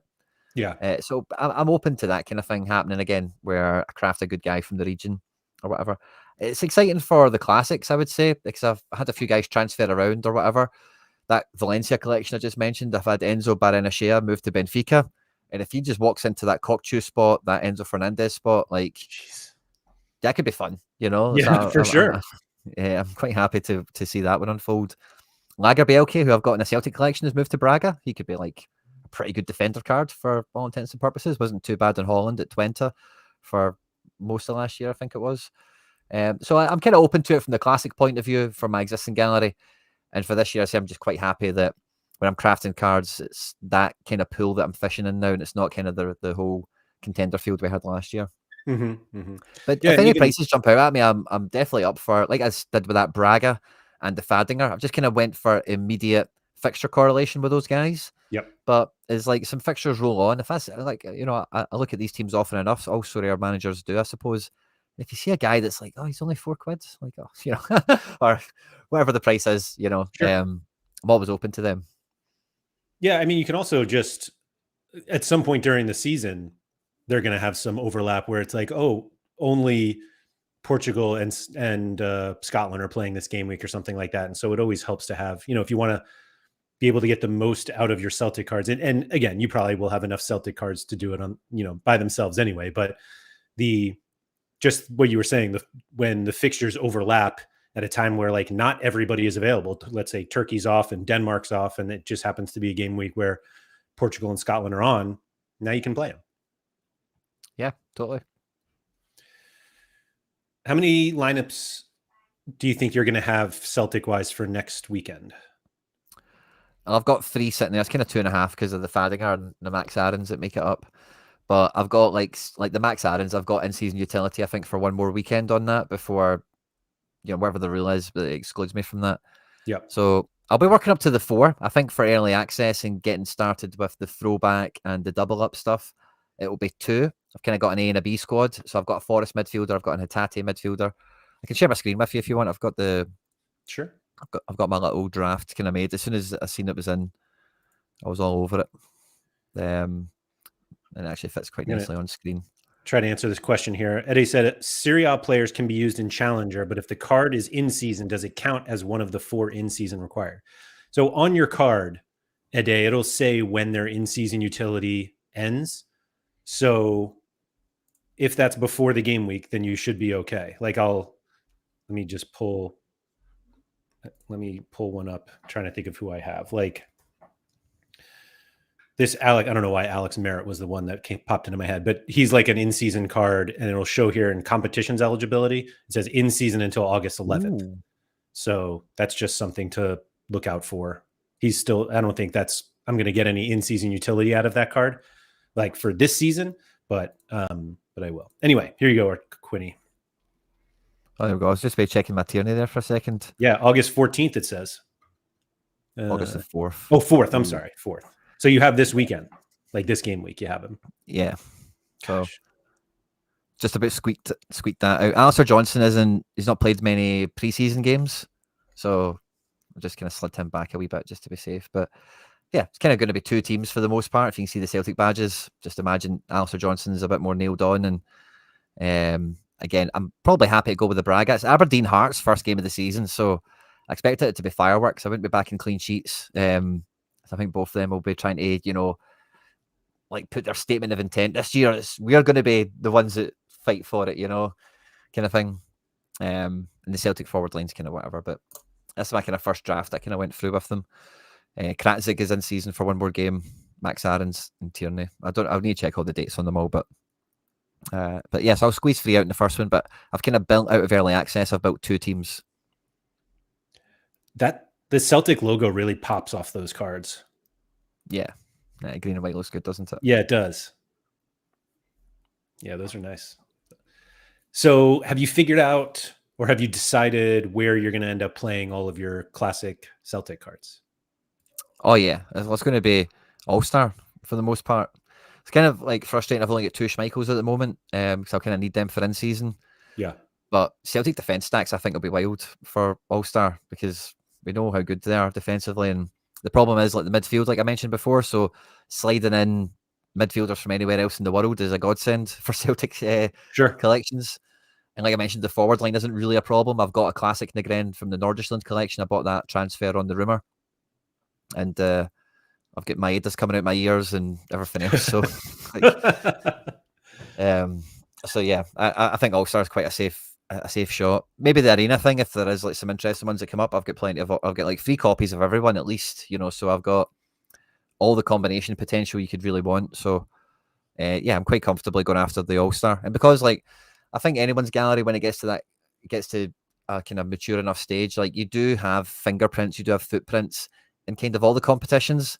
And I like the way the All-Star for the classic to in-season bridge kind of element works this year, where like it's maybe a wee bit too widespread for anyone that's just coming in today or whatever, because you could win K-League cards, you could win Belgian cards, you could win Prem cards in theory. But for my gallery, like I can be kind of led anywhere for the most part.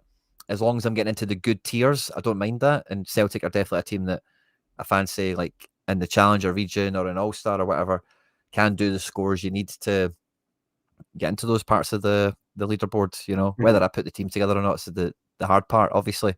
But in terms of like the game theory, could they score 70 points each from defense or 80 plus in attack or whatever?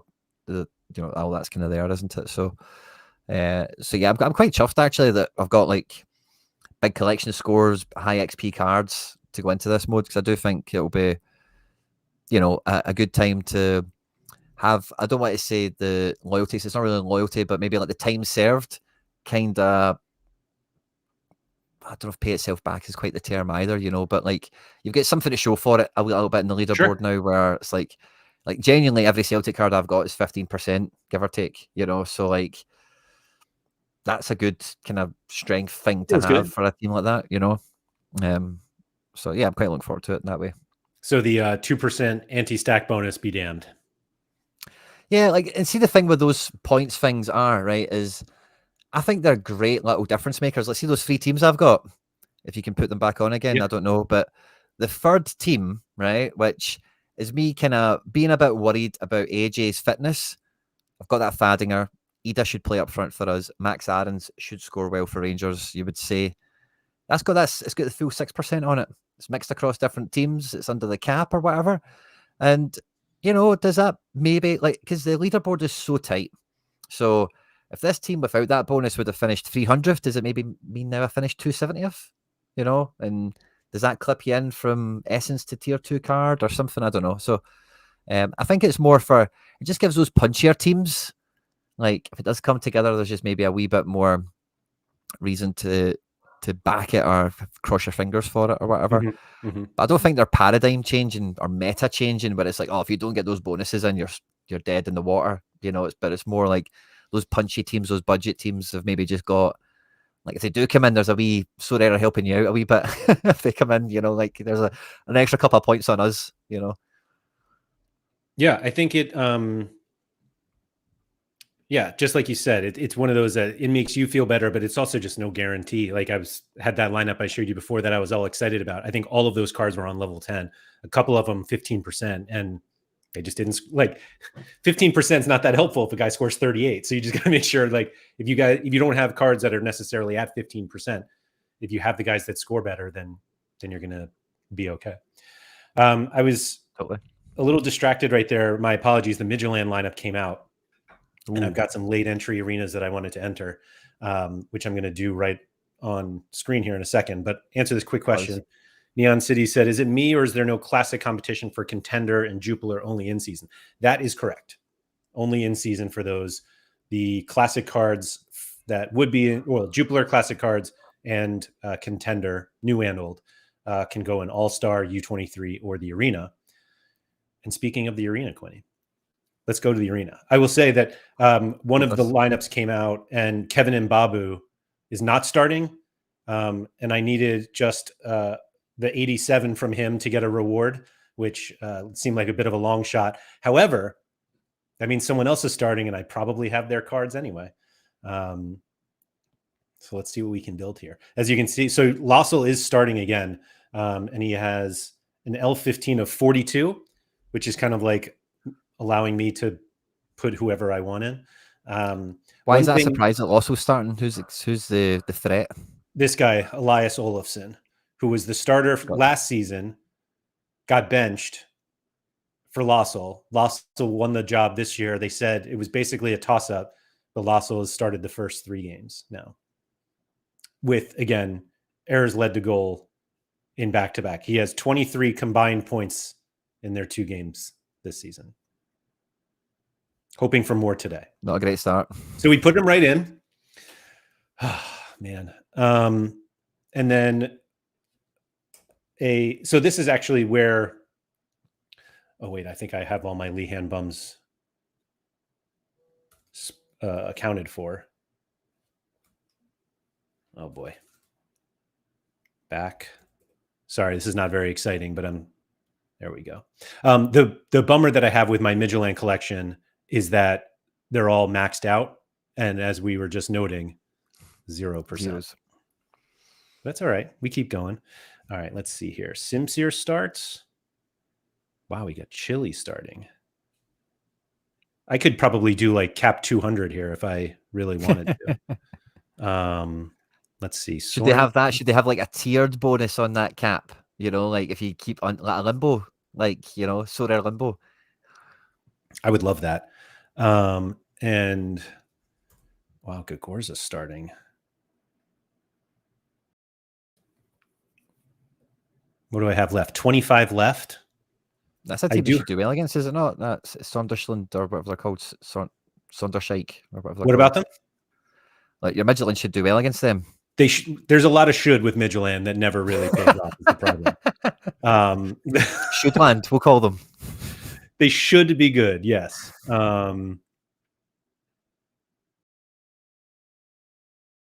It does feel weird. Not like Chile probably doesn't play 90. I don't think I have a Fran.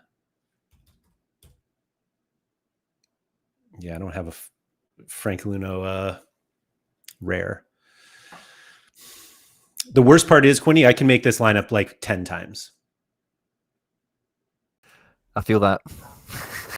Yeah, I bet. You feel it with confidence. I feel it with dread. Well, this is like my NYC stack.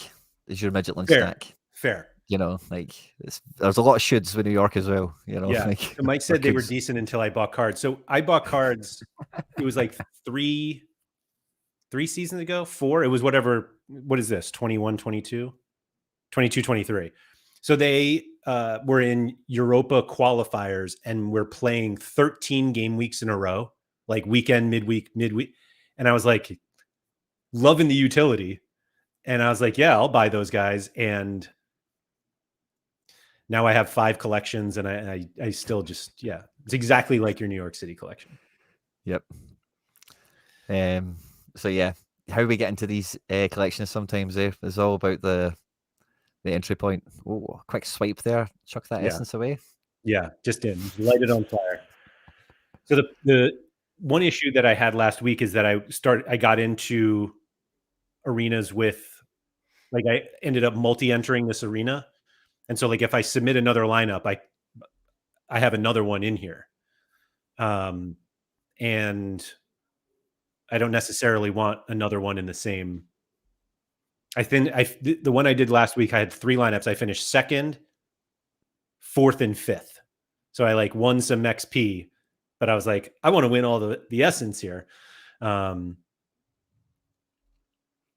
Mike said I caught that. I heard you saying like it's probably better that you've got 3 shots at first rather than a chance to own a podium. You know, that's exactly what I was going to say. And actually, yeah, I'll pull these up now since we're talking about Midtjylland. Hold on. Thanks to Sorare, I'll even hold on.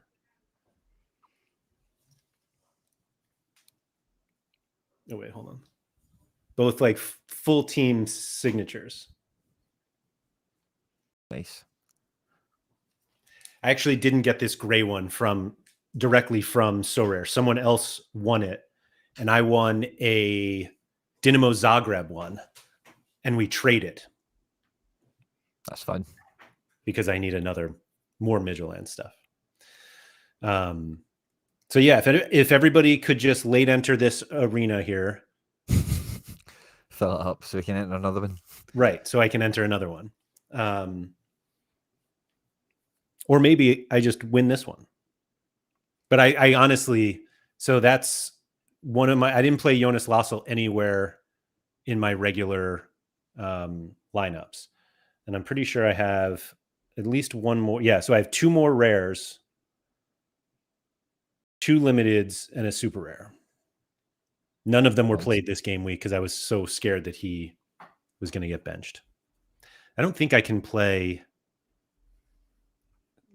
It's funny. I have this like weird feeling with super rare essence that I don't win enough to craft cards, but I also don't want to waste it in arena. Yeah. Oh, I can't even use. There's no super rare arena. I forgot. Late arena. I forgot about that. Well, at least. Yeah. So yeah. So not only that, but I also have like these 2 are starting, or Lehan Bum is starting, and then Bologna tonight. Nice. There's Madsbeck and Lehan Bum. Midtjylland clean sheet needed. Nice. Larson in there. Love that. Mm-hmm. This is just like a classic, literal classic, but also like a classic Sorare lineup with like a Necaxa goalkeeper, 2 Midtjylland players, including when he was at FC Seoul, the old school Jordan Larson, and Palavecino, who's in Mexico now. I think that's a jersey, man. Yeah, it is. Nice. Nice team. Mike said Lassell on the bench would score as well as Lassell on the pitch, which is very, very, it's close. Like I think he had 1 point the other day. Like, was that one that he ended up scoring? Oh, he got up to 5. Okay. Maybe a cheap save at the end or something like that. And everyone was like, oh, now that they got rid of the 3 goals allowed, negative decisive, you'll be fine. And I was not fine here. Still got the negative decisive on those. Yeah. Well, it's not only for those keepers that are still like good, they're actually doing something in the game, save some shots, but it's just too much for them to hold them all out, you know? Yep. Rather than the Flossel's just getting hammered. Yeah, right. Exactly. Pierce said I crafted a Jew today, sold him for €10, which he's a very good player. He's a bit goal dependent, but he scores enough.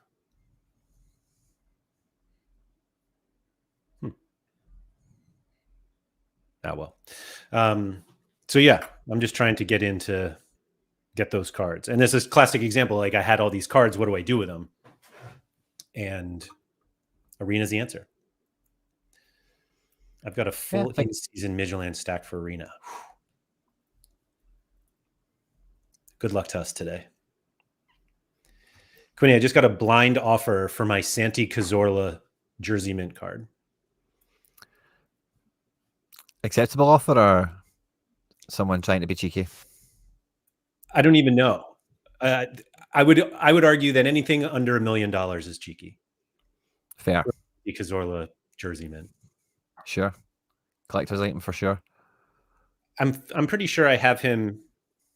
Did we still do Halls of Fame? Yeah, I do. So I have 3 cards in my Hall of Fame, and that card is one of them. Love that. Olsen. He's back in Sweden now. Oh, is he? Yeah. Bummer. Is Cazorla your new João Felix? Ay.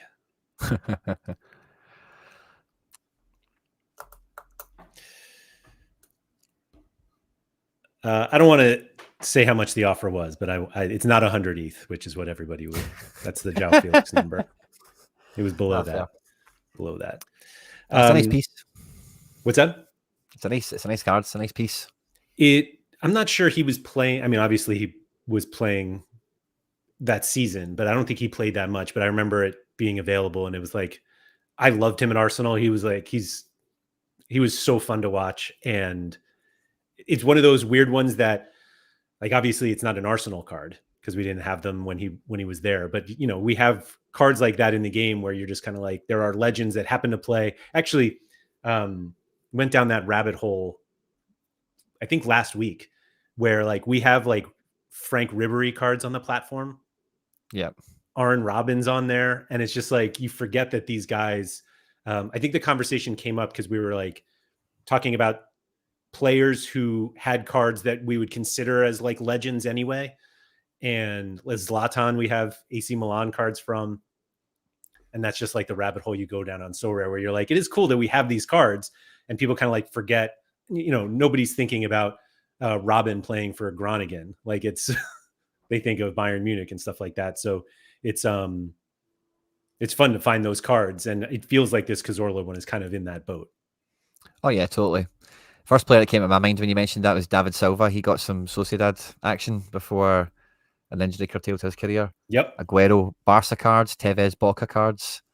There's definitely like, yeah, there's some good, like, there's some proper like legends out there that are kind of hidden. Mm-hmm. That are, yeah, good fun. I'm not sure there's many defenders that come into that category, unless I'm forgetting anyone, but But yeah, there's definitely some good fun ones like that you could just put in your gallery. It's a nice kind of collection piece to have, or a nice wee, let's say if you're an Arsenal fan and all, Esfit Carzola is a good kind of example of that. But there's a fair few of those guys kind of kicking about, or even though they're not in the right kit. Like, I thought it was quite cool when Sorare launched La Liga that we still had Dani Alves at Barca at the time. She can actually get Dani Alves Barca card. Like, that's a legit, spot or a card for this kind of thing we're chatting about. And yeah, Robin was a funny one, wasn't it? I remember when he got those cards. What's that? I can remember those cards coming out quite well. I don't. That's the funny thing. Like, I remember we had them, but I didn't remember when and I was just like, oh, how about that? The Ribery ones I definitely didn't remember. Yeah, he barely played for Fiorentina. Is it Fiorentina cards he's got? No, it's Salernitana. Oh wow. Multiple seasons, no less. Yeah, I think Fiorentina took him on. But yeah, I forgot he was at Salernitana. Yeah, no Fiorentina cards. Dobsy said Ramos. Ramos is still playing. Yeah. Ramos has got tons of cards. Yeah, he does. I don't want Ramos, Real Madrid's butt is kind of like a scarce item. And he's getting in. The beautiful thing about Ramos Real Madrid cards is he's got captain's armband on the picture. Really? Yeah, which is like, I think they won the Champions League that year as well. It's a really nice card. I like it a lot. Of Real Madrid Ramos. Yeah. Need double check if they won something that year, but that's a pretty good legend level card for me. Mm-hmm.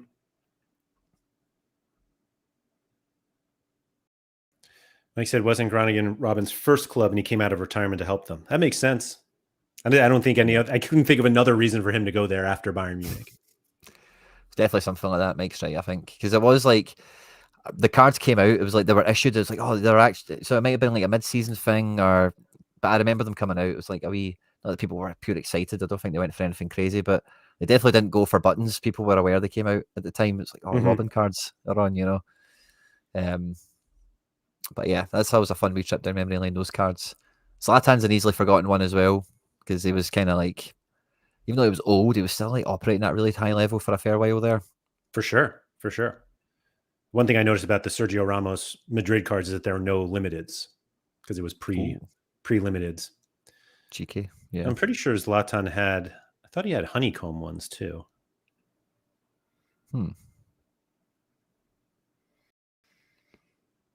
Yeah. So was he at Galaxy before any of these cards? Yeah, it must have been. That's 3 seasons in a row, isn't it? Yeah, so it was the year before that.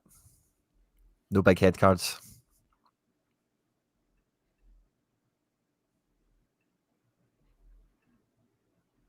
That's what we're talking about, man. It's a beautiful card. I've got a Shinsuke Nakamura, which I thought was quite an impressive card to get at the time. He was like 42 or something when Sorare printed that. Former Celtic player and all the rest of it, not quite in the same level as the guys we're chatting about, but on that kind of club fan level. What team is it? It's Yokohama FC. Wow. Shinsuke. Yeah, you need to put the first name in. There's a bunch of Nakamuras. Yeah, of course. I want to say it's Shunsuke. But you got it all right there, otherwise. There he is. There he is. He got 2 seasons of cards, and I kind of toyed to myself, what's more valuable, the last card they ever got or the first card that I could have got, if you get me? Not necessarily the last one, but like in terms of the season. Is the last season before he retired better than the season before that, which was his first career card? So I'm still conflicted on that even to this day, but I've got an older one than that season, because he's got 2 seasons there. So yeah, kind of conflicted. I've got one of them. It's first owner and all that, so happy enough for that. But it is. I know that there are like a lot of people who joined Sorare recently and probably don't even know these cards exist, but they are cards that like. I'm not here to start calling. I mean, obviously, you bought this one as a collectible, but it's like there is a history of Sorare that we can appreciate because these cards do exist. That if you want to buy a cardboard Zlatan Ibrahimovic card, like there are plenty out there, but there are some here. If it is, you are happy, you are an Ibra guy. Totally. Actually, speaking of, I wonder if, how about this? Oh, Pulling things out left and right today. merch.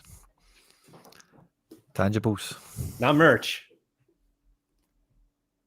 The book. Love it. Unsigned, unfortunately. I was going to ask. It was a friend of mine worked for the publishing company, I believe, and he was like, "Hey, we're doing Zlatan's biography. Do you want it?" And I was like, "What kind of question is that? Send it over." Yeah, who says no? You're quite right there. You read it? I did. It's as absurd as you would ever think. Yeah. Yeah, Kagawa is a good one as well. Kagawa's a good shout. Who's he? Where did he go? Cerezo Osaka, I think he went to. Wow. Good call.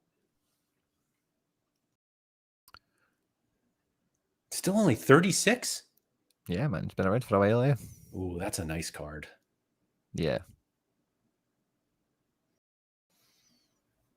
Is he like playing? Iniesta, does he get Vissel Kobe cards? Look at that. L5 of 59. Doing good. Do you know, I seen a clip on my timeline the other day. I didn't know this, or I probably knew it at the time, but quickly forgot it. But Fernando Torres played in Japan his last matches. I think if You you may know it gave at me the time, but you easily forget it. Yeah, I think if you gave me a few guesses, I would have guessed that he finished there. This is just how small, like poor guy. He got a fair few. 200 rares. Yeah. Yeah, 3 uniques. Of course. He was a day one unique every time, I think, wasn't he? Probably, yeah. Torres played for Sagan Tosu. Okay. Yeah, it was a pure, Sagan Tosu. I remember that. I think that was the striking part about it. It's like, damn, you know. Podolski played there too. Speaking of Arsenal legends. Yeah. Yeah, Podolski is a legend. This is what happens. You can just go on a Sorare rabbit hole and you're just all of a sudden you're looking at Andres Iniesta unique cards that haven't been playable in 3 years. At least, yeah. Yeah, but they're always fun cards to go through. Keylor Navas, goalkeeper, is probably the only kind of one that's kind of maybe like that a wee bit. Depends on your opinion of a Neuer or whatever. But there's not really many keepers that are kind of in that mold, is there? He just moved. Legend guys. Buffon. Oh, we've got Buffon. Buffon. Oh, yeah, we do. Navas just moved to Pumas. Yeah, and he's buzzing for it. He was unhappy because the Argentinian team that signed him led him to believe they would be up for it this year. And then they signed him, and I think he realised quite quickly he was like the best player on the team. Yeah. So he wasn't too happy with that. And I seen he did a speech. It was on Twitter and all that. I don't understand Spanish. I don't know what he said, but he's up for winning stuff. You know, he's kind of got that Real Madrid DNA in him now, doesn't he? So he's kind of buzzing to be in a kind of good situation again. Mike said, what's the Iniesta vault points? Oh, that's a good question. Buffon would be a good one to know as well. Buffon's one of those cards that everyone's always looked at as a legend, but because he's Buffon, you know. I think even as soon as we got him. Agreed. So yeah, it was. I think the conversation kind of came up of like, when do these guys get the same like legend seal, like vault value as regular legends, or like the legend cards that they have? GG. Got to say, 3 years after retirement. Chiellini. Because they could just unretire. True. I mentioned before. Chesney. I was. You know. That is definitely what can come up. Oh yeah, the Phil Neville coach card. Yep. Is there only one? Oh, there's not many. Maybe 2. I think it's just one. 50 points for. So that seems like it. I guess all the coach cards are 50, right? Yeah, probably. So funny he's still in MLS, isn't it? Wild. See, the other day you were talking and you forgot about Ryan Shawcross. I'm like, you have forgotten Phil Neville Gen 1 Miami. That was like built on Shawcross in defence, in terms of the transfer policy. But it's wild he's still out there. Yeah, I think what's so wild to me about it is that it's not like he left Miami in like huge fanfare because of his success. It was the total opposite. And yet Portland's like, yeah, come on over. I think MLS puts a lot more, are happy to accept the credentials of women's football, because the New York City manager was like a women's manager at Man City or something, and then came to New York, that Nick Cushion, who was the bane of my life for about 2 years or however long I had the job for. He was wild. I hated him. The views only of Quinny 3001, not expressed by Sorare or anyone else, obviously, on the channel. Of course, so maybe it's that, because he was quite big with England women, Phil Neville. I don't know if he won something, but I didn't think widely seen as successful by them anyway. Yeah, that's fair. How are you looking for the midweek here?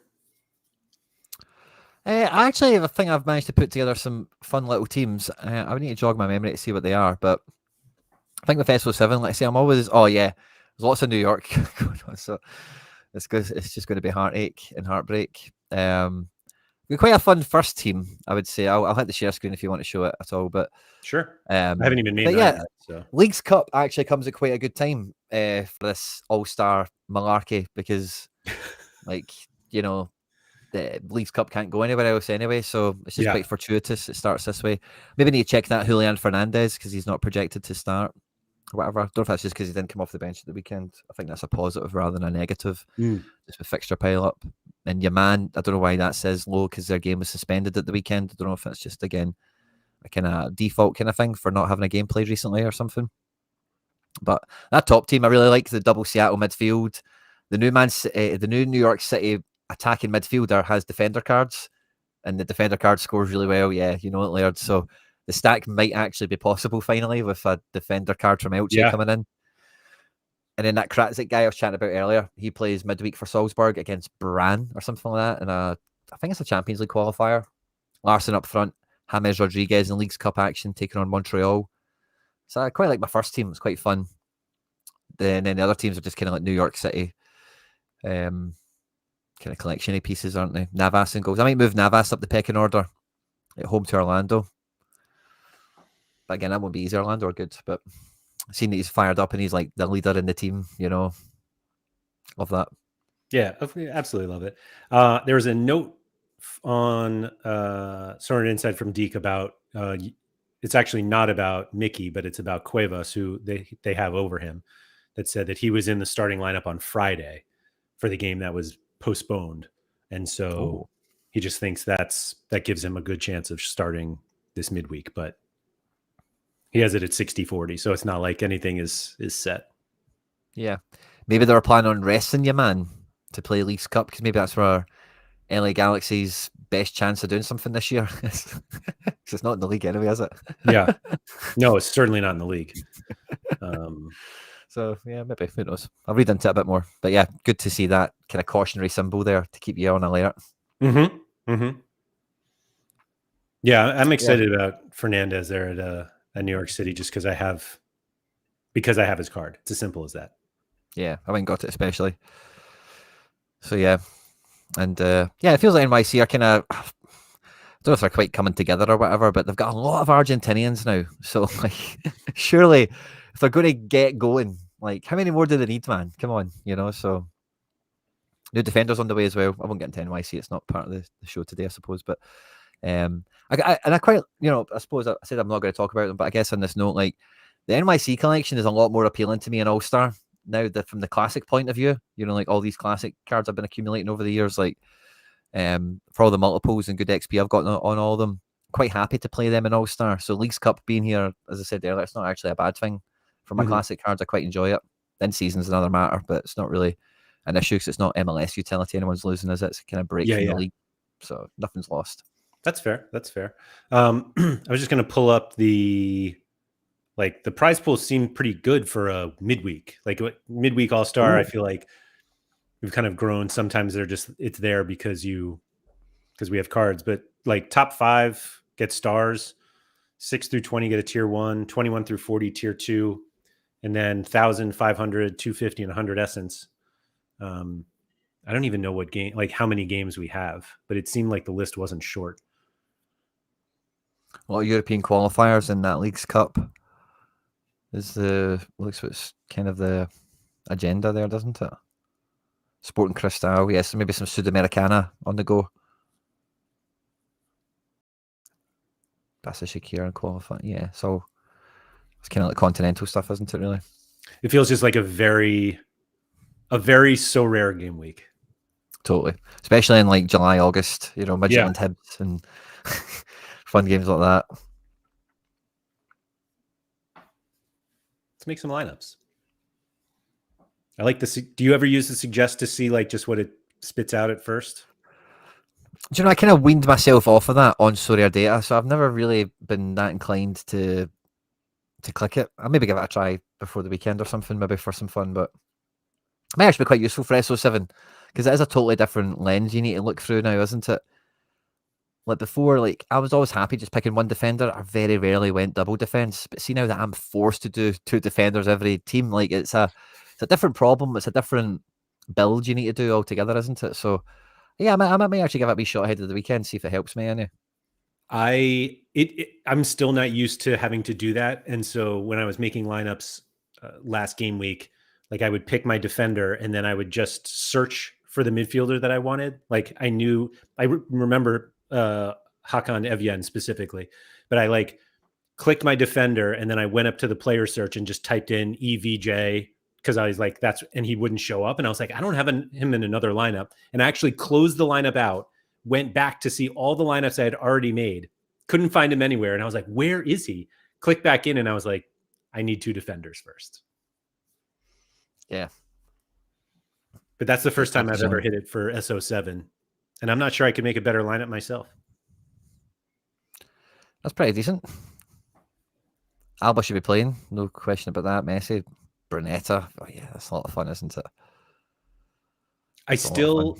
I've long hesitated on the double forwards, and it's usually not because I think it's a bad strategy, but more is one of the things you always said was how goalkeepers were like your ticket in.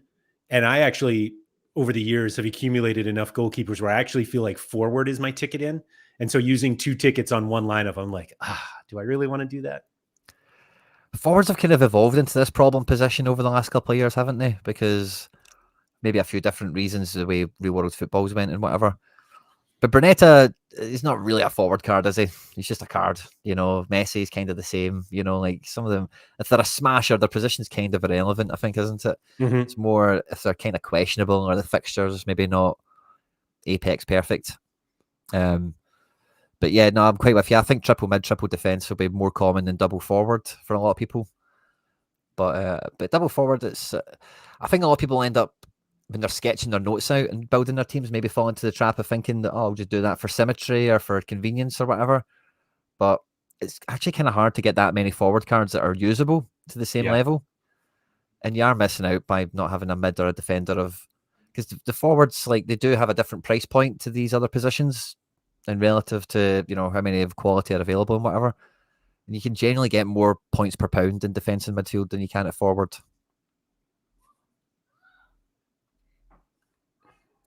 Trying to see. This doesn't seem.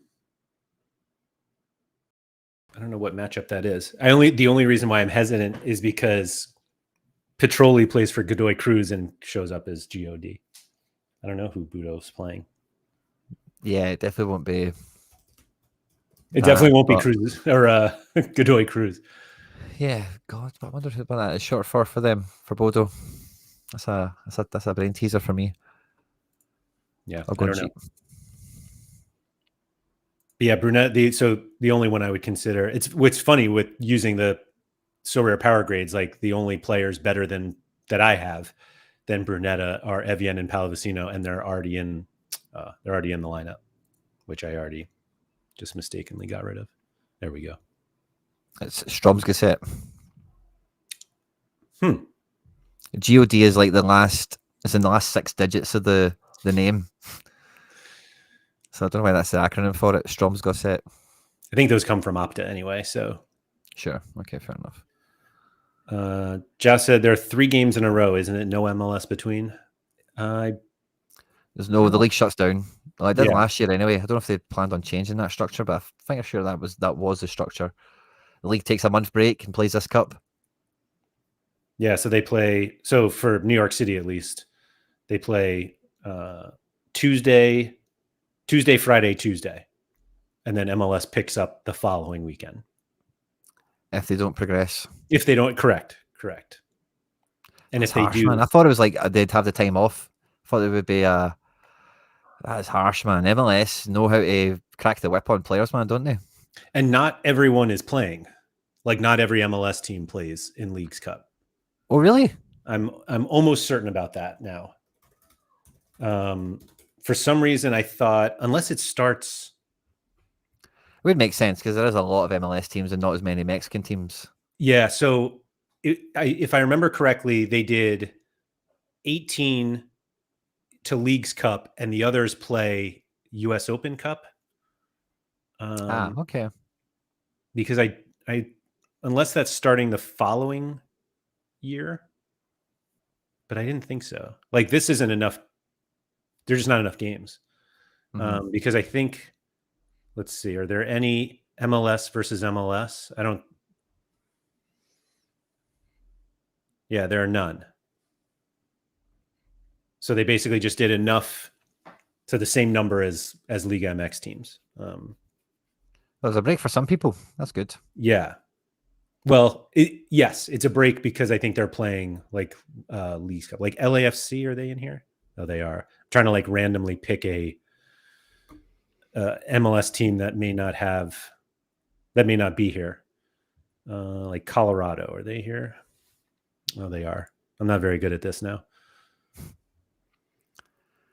San Diego won't be there because they're new, so they wouldn't have qualified. No, they are here. From San Diego.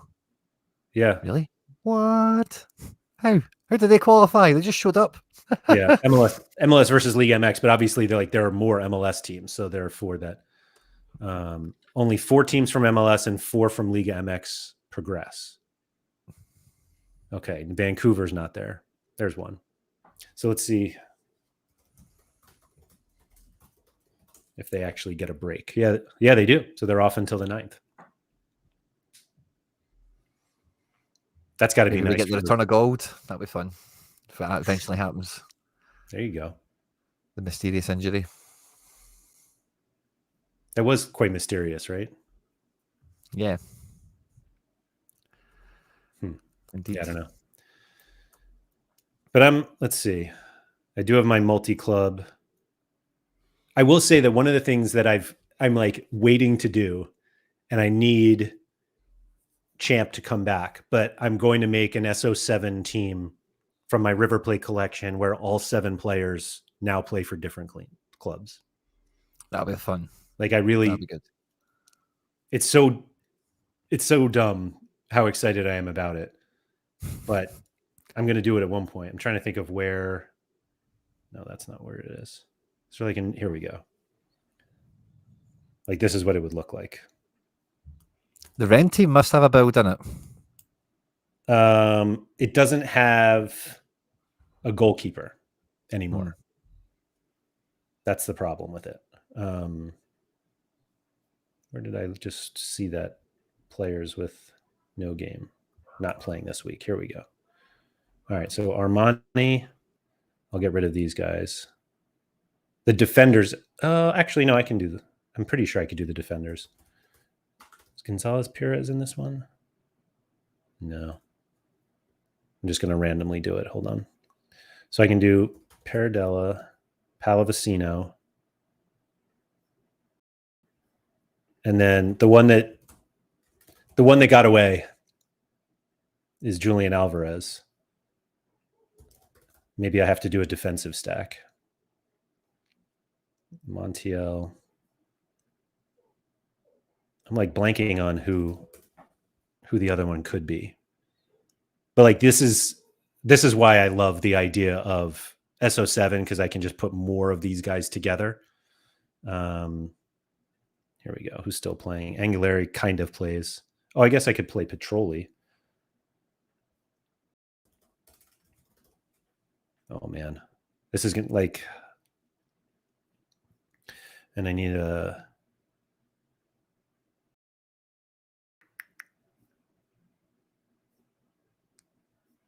Oh, Girotti plays somewhere else. Anyway, I'll put Paulo Diaz in here. Where is he? Whoop. Riveting stuff here, I know. This is all I want to do, Quinny. Let's play lineups like this. I'm still waiting for the Enzo Perez goalkeeper card. But this is it. That's all I want to do, Quinny. Make lineups like this. Those will have to wait for another day, though. Yeah, no, love it. I've got a few collections myself that can I get played around like that, so I'm all about that part of the game. It's always good fun. The joy of transfers. Totally. Rigamon said there are 2 tables. This is for Leagues Cup. So the best from each league gets through. And a first round of knockouts is also League MX versus... Here we go. Graham helped us out. 36 teams, 18 from each. That's every League MX team, while the MLS ones qualified via past performance, other than San Diego, who... are like near the top of the league. An admittance fee or something. What's that? Probably just paid an admittance fee or something. I mean, they're top of the table. That's who you want in a competition that talks about that exposes your league to other people. Why not have your first place team in there? Yeah, fair. Flying high. And Philadelphia, who everyone thought would be terrible this year, at the top of the Eastern Conference. MLS does that to you, man. There's just always those teams that, they're done. They've sold that guy. Without him, they're not anything. Somehow just get it together. So yeah, fair play, Philly. I've done quite well with that as well. Like, it's incredible how many good players have produced, isn't it, over the last couple of years? Like, really, when you look at their collections and cards, none of them are like Cecchini or Messi or whatever, but like a lot of them are really good, and they've sold so many of them and still punching up there. It's pretty impressive, It for sure is, for sure. I didn't know that Messi was now tops with Sam Surridge, but there he is. The rivalry MLS never knew it needed. The golden boot race between Sam Surridge and Leo Messi. They were playing each other recently. I think they both scored. Messi certainly scored a free kick in it. They played against each other, I'm sure. That was only a few weeks ago. Joe Willis got hung out to dry, I'm sure, in that game. Surely. I'm sure that was like Messi drawing level or getting, there was definitely a narrative between the two of them around the fixture.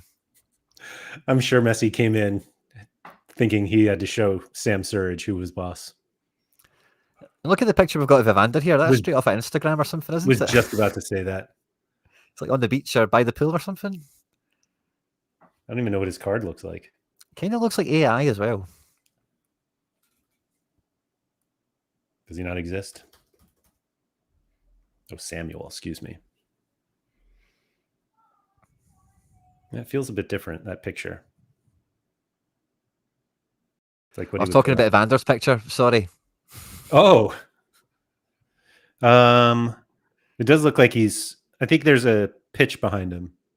But yeah, Sam Surridge's one actually looks like AI profile picture, doesn't it? Like it does a little bit. And then the Evander one, yeah, it's like taking out Instagram or something. Kevin Sullivan, who plays for Philly now, is U23 utility until 2034. As a reminder to anybody who forgot, it's currently 2025. Insane. Yeah, shout out Sam Sturt. I mean, my gosh.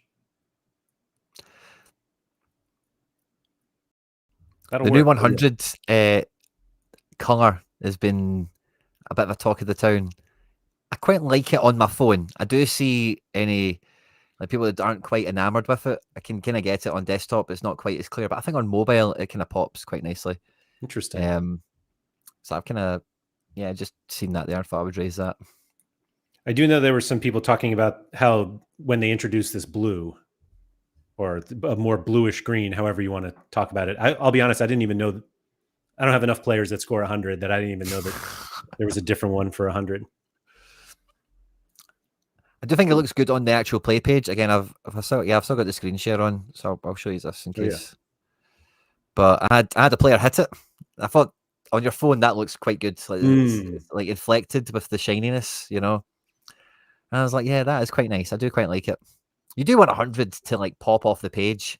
Yeah, it was just previously the same color of green as like 75 plus, really, wasn't it? So I think on the phone, if you've not looked at it on the phone, I think it translates quite well on that. Speaking of Philadelphia, Kai Wagner linked to a move to Lille. Pretty good move for him. Quinny, I just got a notification that the Midtjylland match started, and I'm still the only one in this arena. Oh, wow. A free run at it. I don't know. Should you have done the other ones? You should just clean it up. I don't know. I don't know if I have, like, if other people can enter now. I would assume. I don't know. I don't know how matches this works. I've not kicked off can, yeah. Maybe it filled. Let's see. I thought I did refresh. Well, I just loaded this page. Yeah, there we go. Easy W. Get in. Good luck. Thank you very much. Quinny, you got anything else for today? No, I think I think we've done the houses around kind of everything, actually, you know, with finishing on the wee bit of global aspect there.